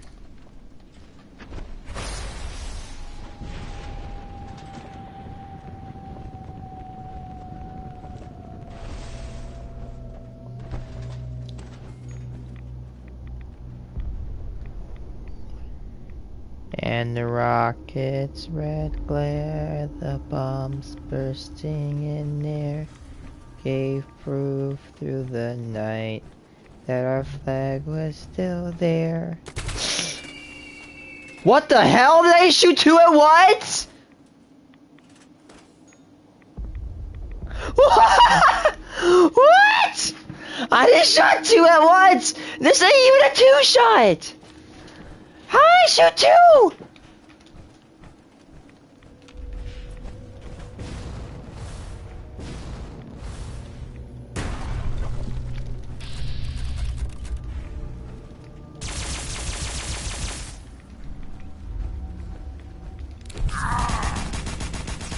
Do you want to survive this?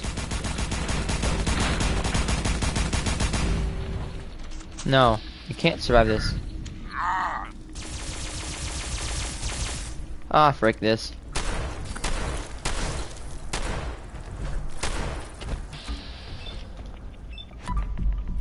Oh my god!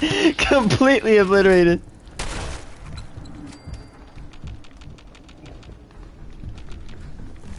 Oh my god. Ready, Ann? That there never gets old.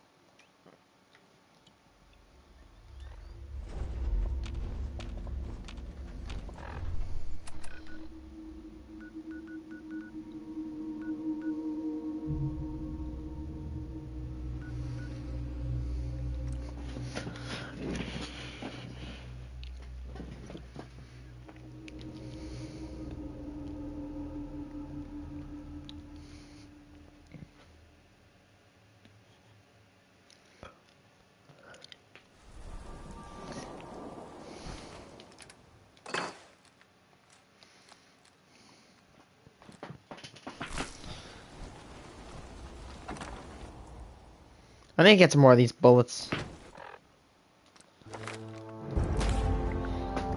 I'm at level 70 now, man. Let's go. Yeah, I know it's stupid going for. I know some people call this bad, alright? But hear me out.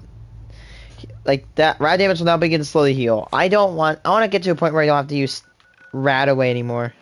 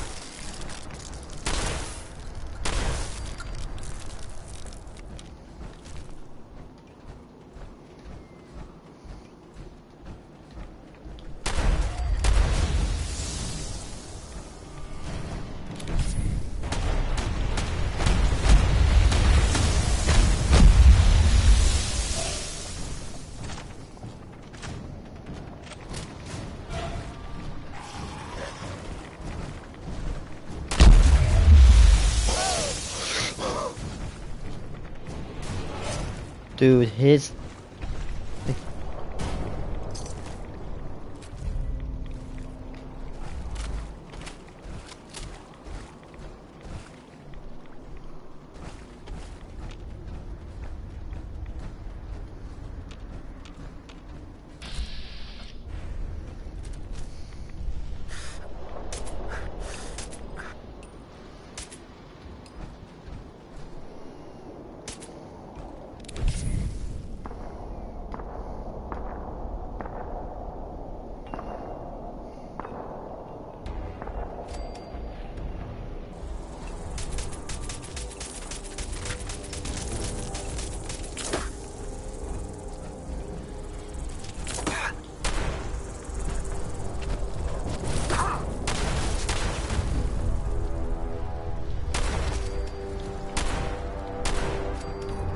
I hate bugs.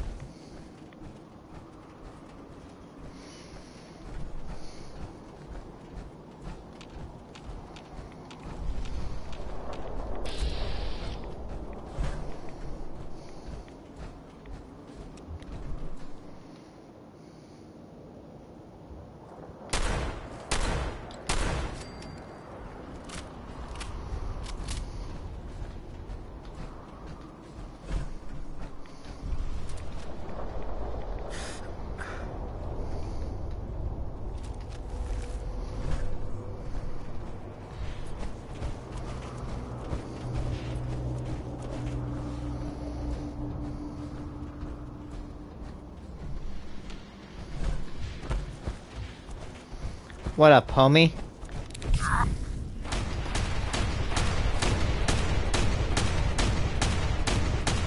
Oh my god.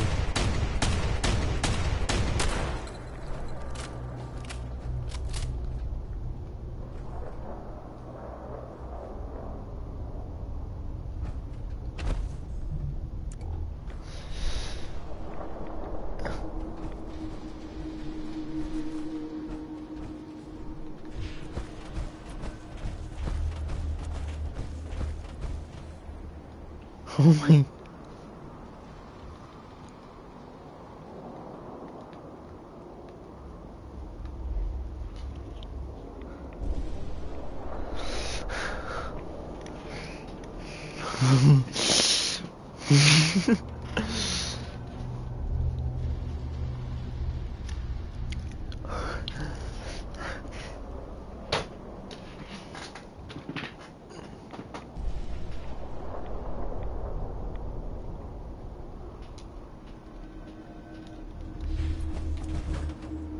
Oh, there he is.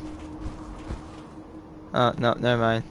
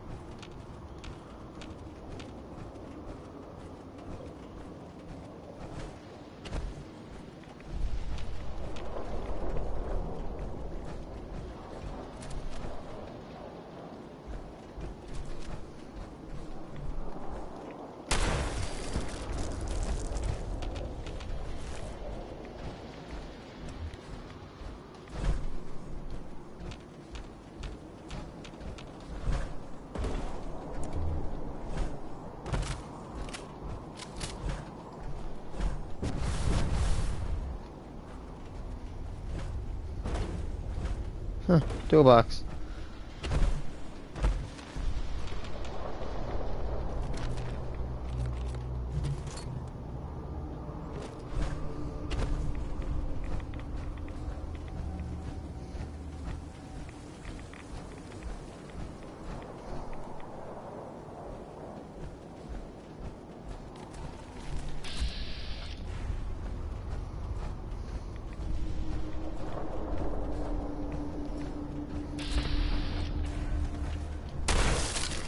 Just a rat scorpion. Damn!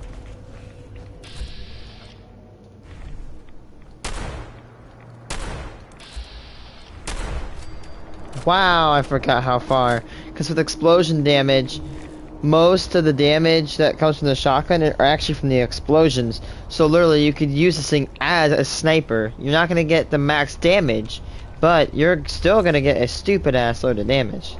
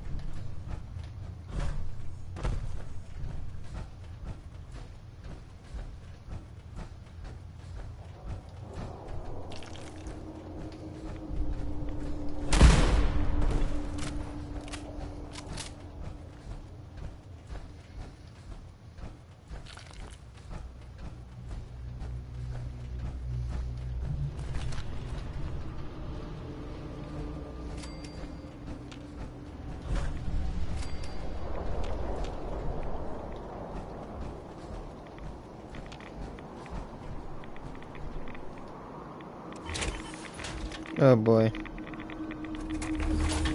28 rats?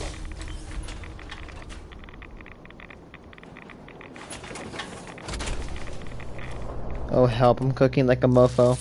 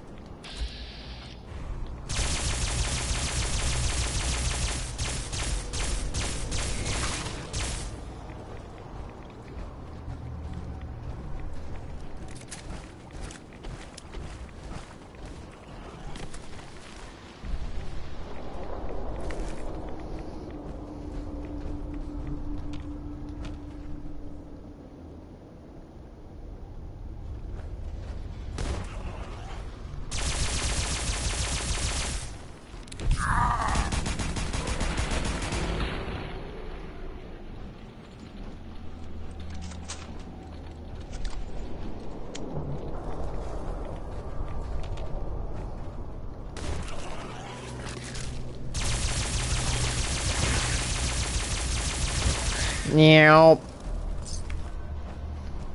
Disintegrated.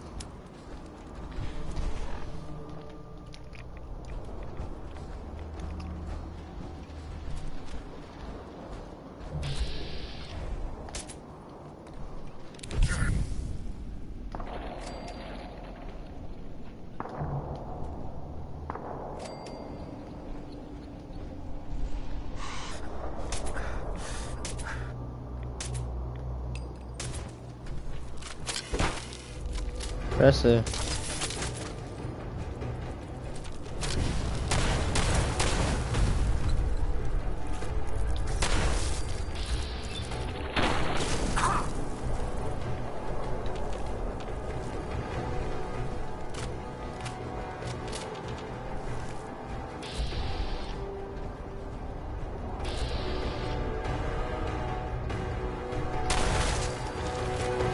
That was overkill.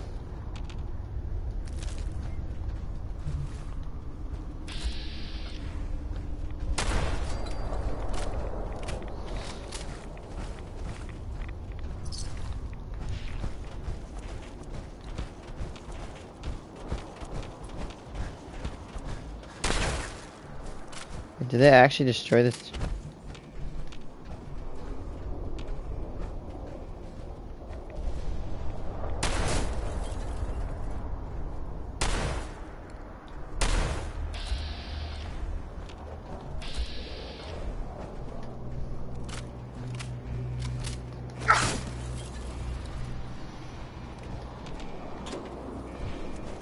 Watch it be one. Oh, yeah.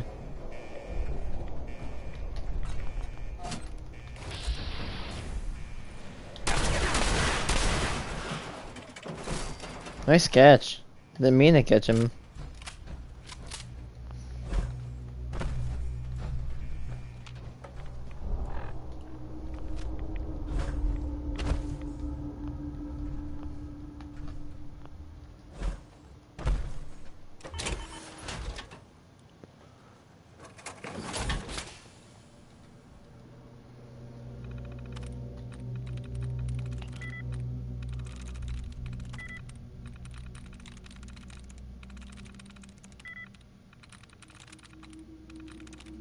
Sweet.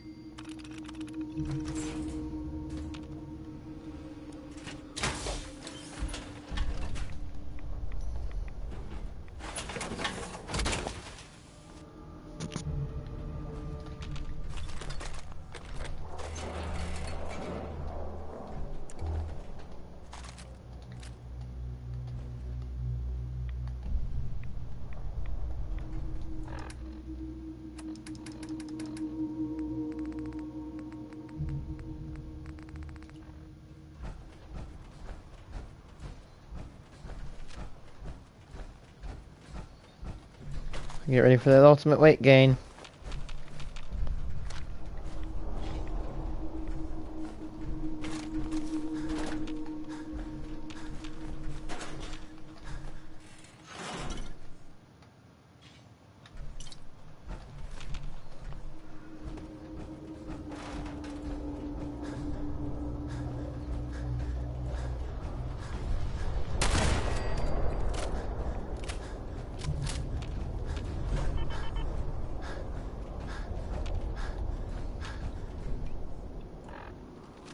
I'm not gonna go. I'm gonna go back home.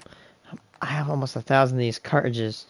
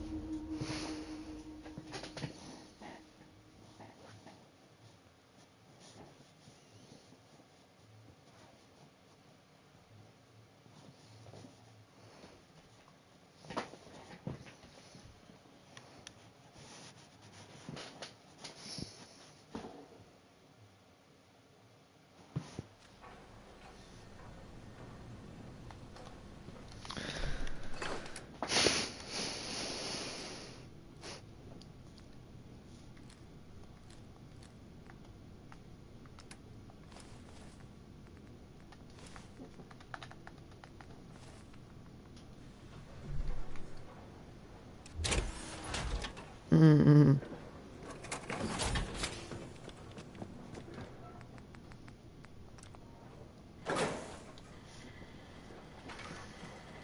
Yay, more.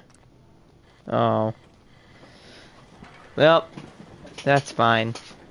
This unit is currently unit remaining in factory default mode. Identity confirmed.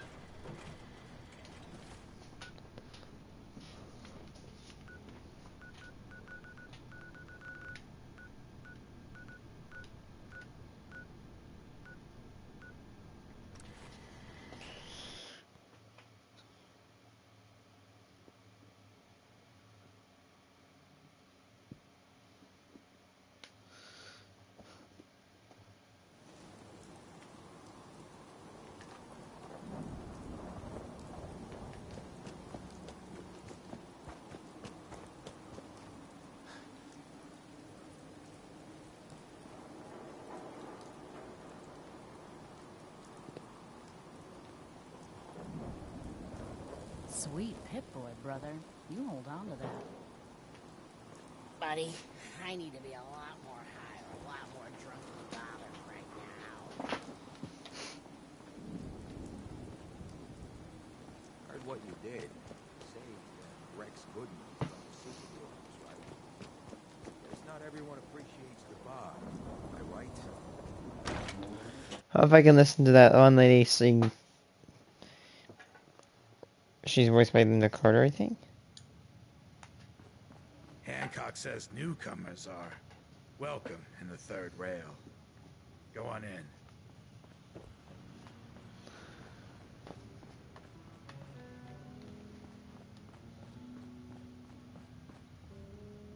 I see you looking round the corner. Come on inside and pull up a chair. No need to feel like a stranger. Another one of you mercs looking for McGee? He's in the back room. Oi, we got beer. If you ain't buying beer, you ain't buying.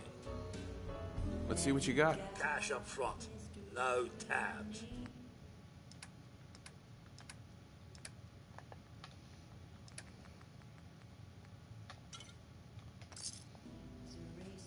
Now that you're liquored up, got a proper...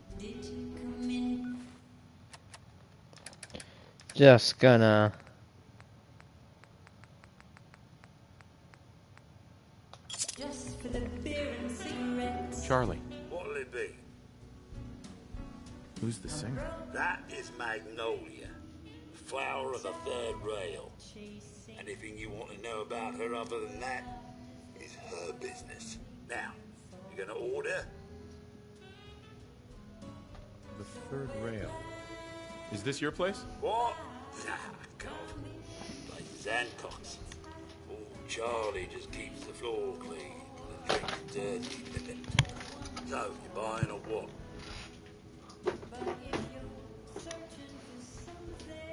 So Hancock's the owner? That's right. Owner and mayor of this whole bloody town. Trust me, never get on his bad side. Oh, and stay clear of his bodyguard. So, what's your poison? Hancock has a bodyguard? Yeah. The redhead with the condescending stare. Trust me, Gov, something about her ain't right. I'd never admit saying that. I'm trying to sell drinks here. You in? What's the word around town? They say there's a newcomer around here who doesn't understand that I'm a bartender, not a damn news pot. Now, you gonna drink? Not Pleasure.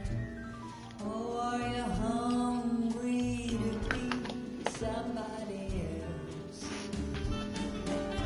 So sit down your pretty face. You came to the right place. Oh, right. That. Yeah. Start once more. Step through the gate. You got balls.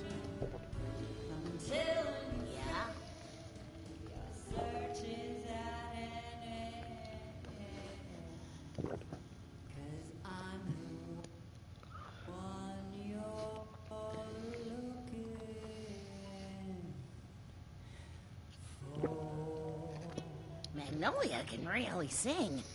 Only reason I come here. That and to get wasted.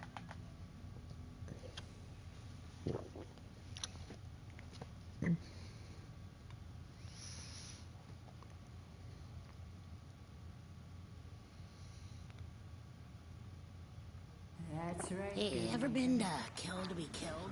Some fine-looking weapons. We'll be right back after a short break. Beautiful as always. Excuse me, miss? Oh, thanks, Charlie. Can I get some water? No need What's the matter, handsome? Don't tell me you didn't like the song. I love the song. It was perfect.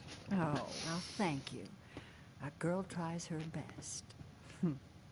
Now, there's something special about you, isn't there? Don't tell me. Let me guess. Ah, that's it. You had that, I'm the smartest one here and I know it posture. There's something so irresistible about intelligence, don't you think? So what brings a man like you to my part of town? I came here for the music. Honestly, yeah, I love music. Flatterer. I think you I've had a few of the songs say so that's it's my about turn to answer questions, right? What can I do for you? What's your story? How'd you end up singing here? Oh, I flew into town like any songbird does, on a heavy wind with a wounded wing.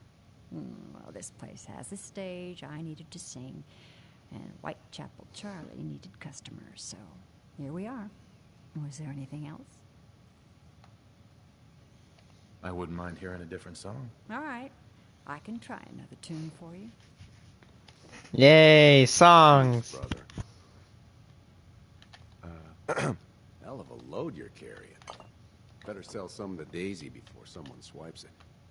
Better keep your iron strapped on. Friendly advice.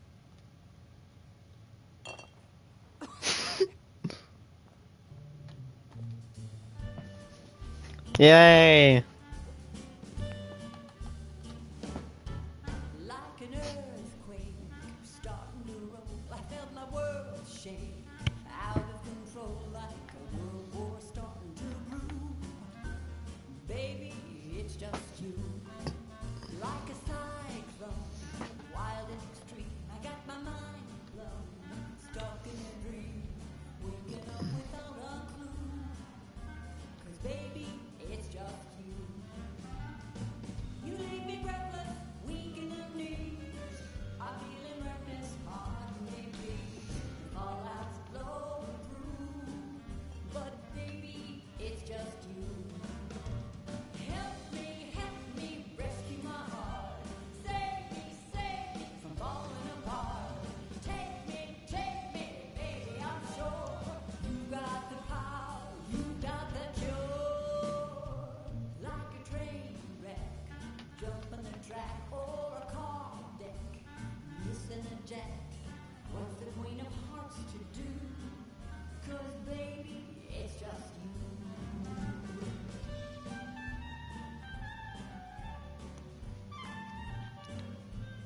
Like I'm just sitting here with combat armor, just listening to some music.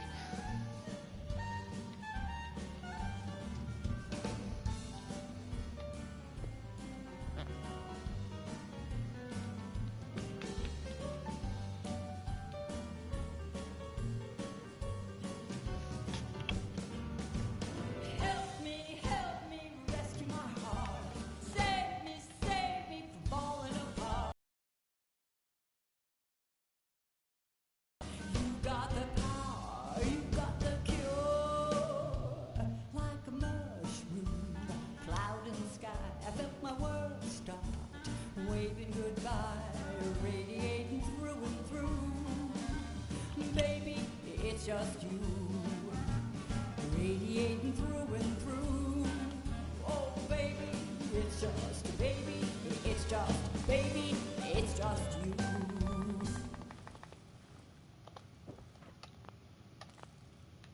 Yay!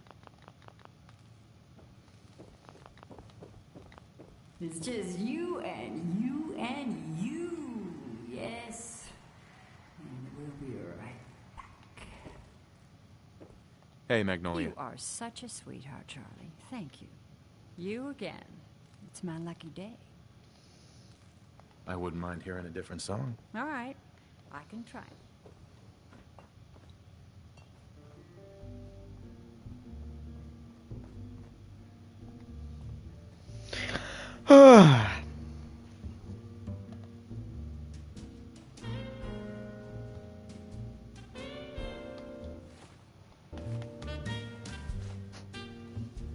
Stay free, man. Yeah?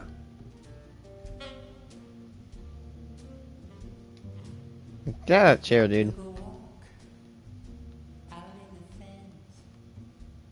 Had a talk with a man about some cans.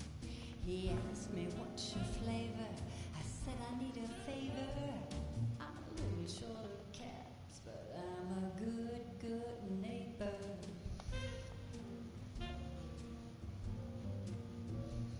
Took a dive with a swan out in the commons with nothing on.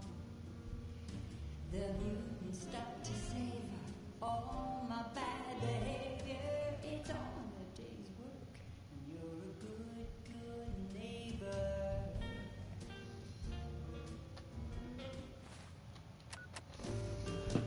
We can shake it up a little, we can kick it up a notch, we can put it on the grid. Better get it while it's hot. I'll meet you in the middle. You can show me what you got. If you're feeling lucky tonight, Diamond City, yeah, it's my thing. I flash my style, I show my wings. I do the boys a favor with all my manual labor. It's good to be a good, good neighbor.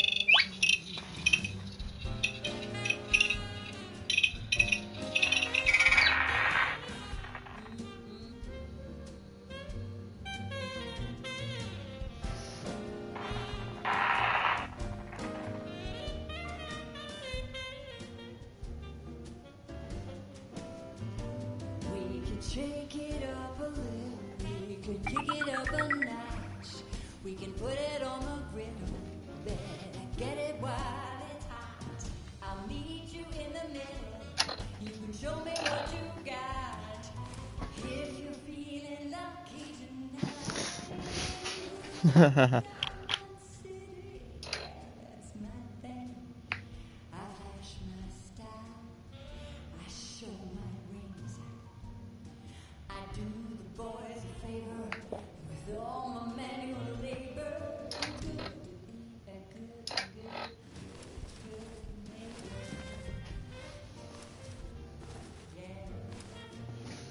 Look interesting without a helmet on. Boys a favor with all my manual labor. It's good to be a good, good, good, good, good, good neighbor.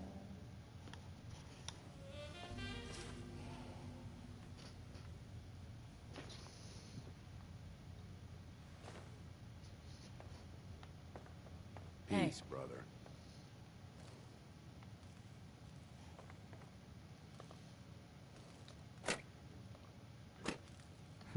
It's always a good time in a good neighbor, isn't it? I hope you're having one. Magnolia, Something I can do for you, handsome? I wouldn't mind hearing a different song. A good musician.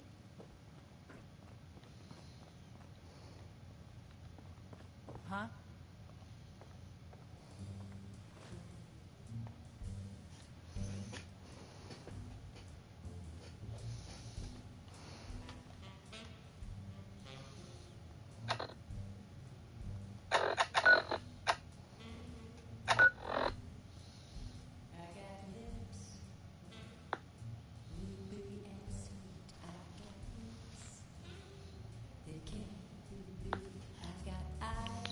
I'm gonna stop for the day.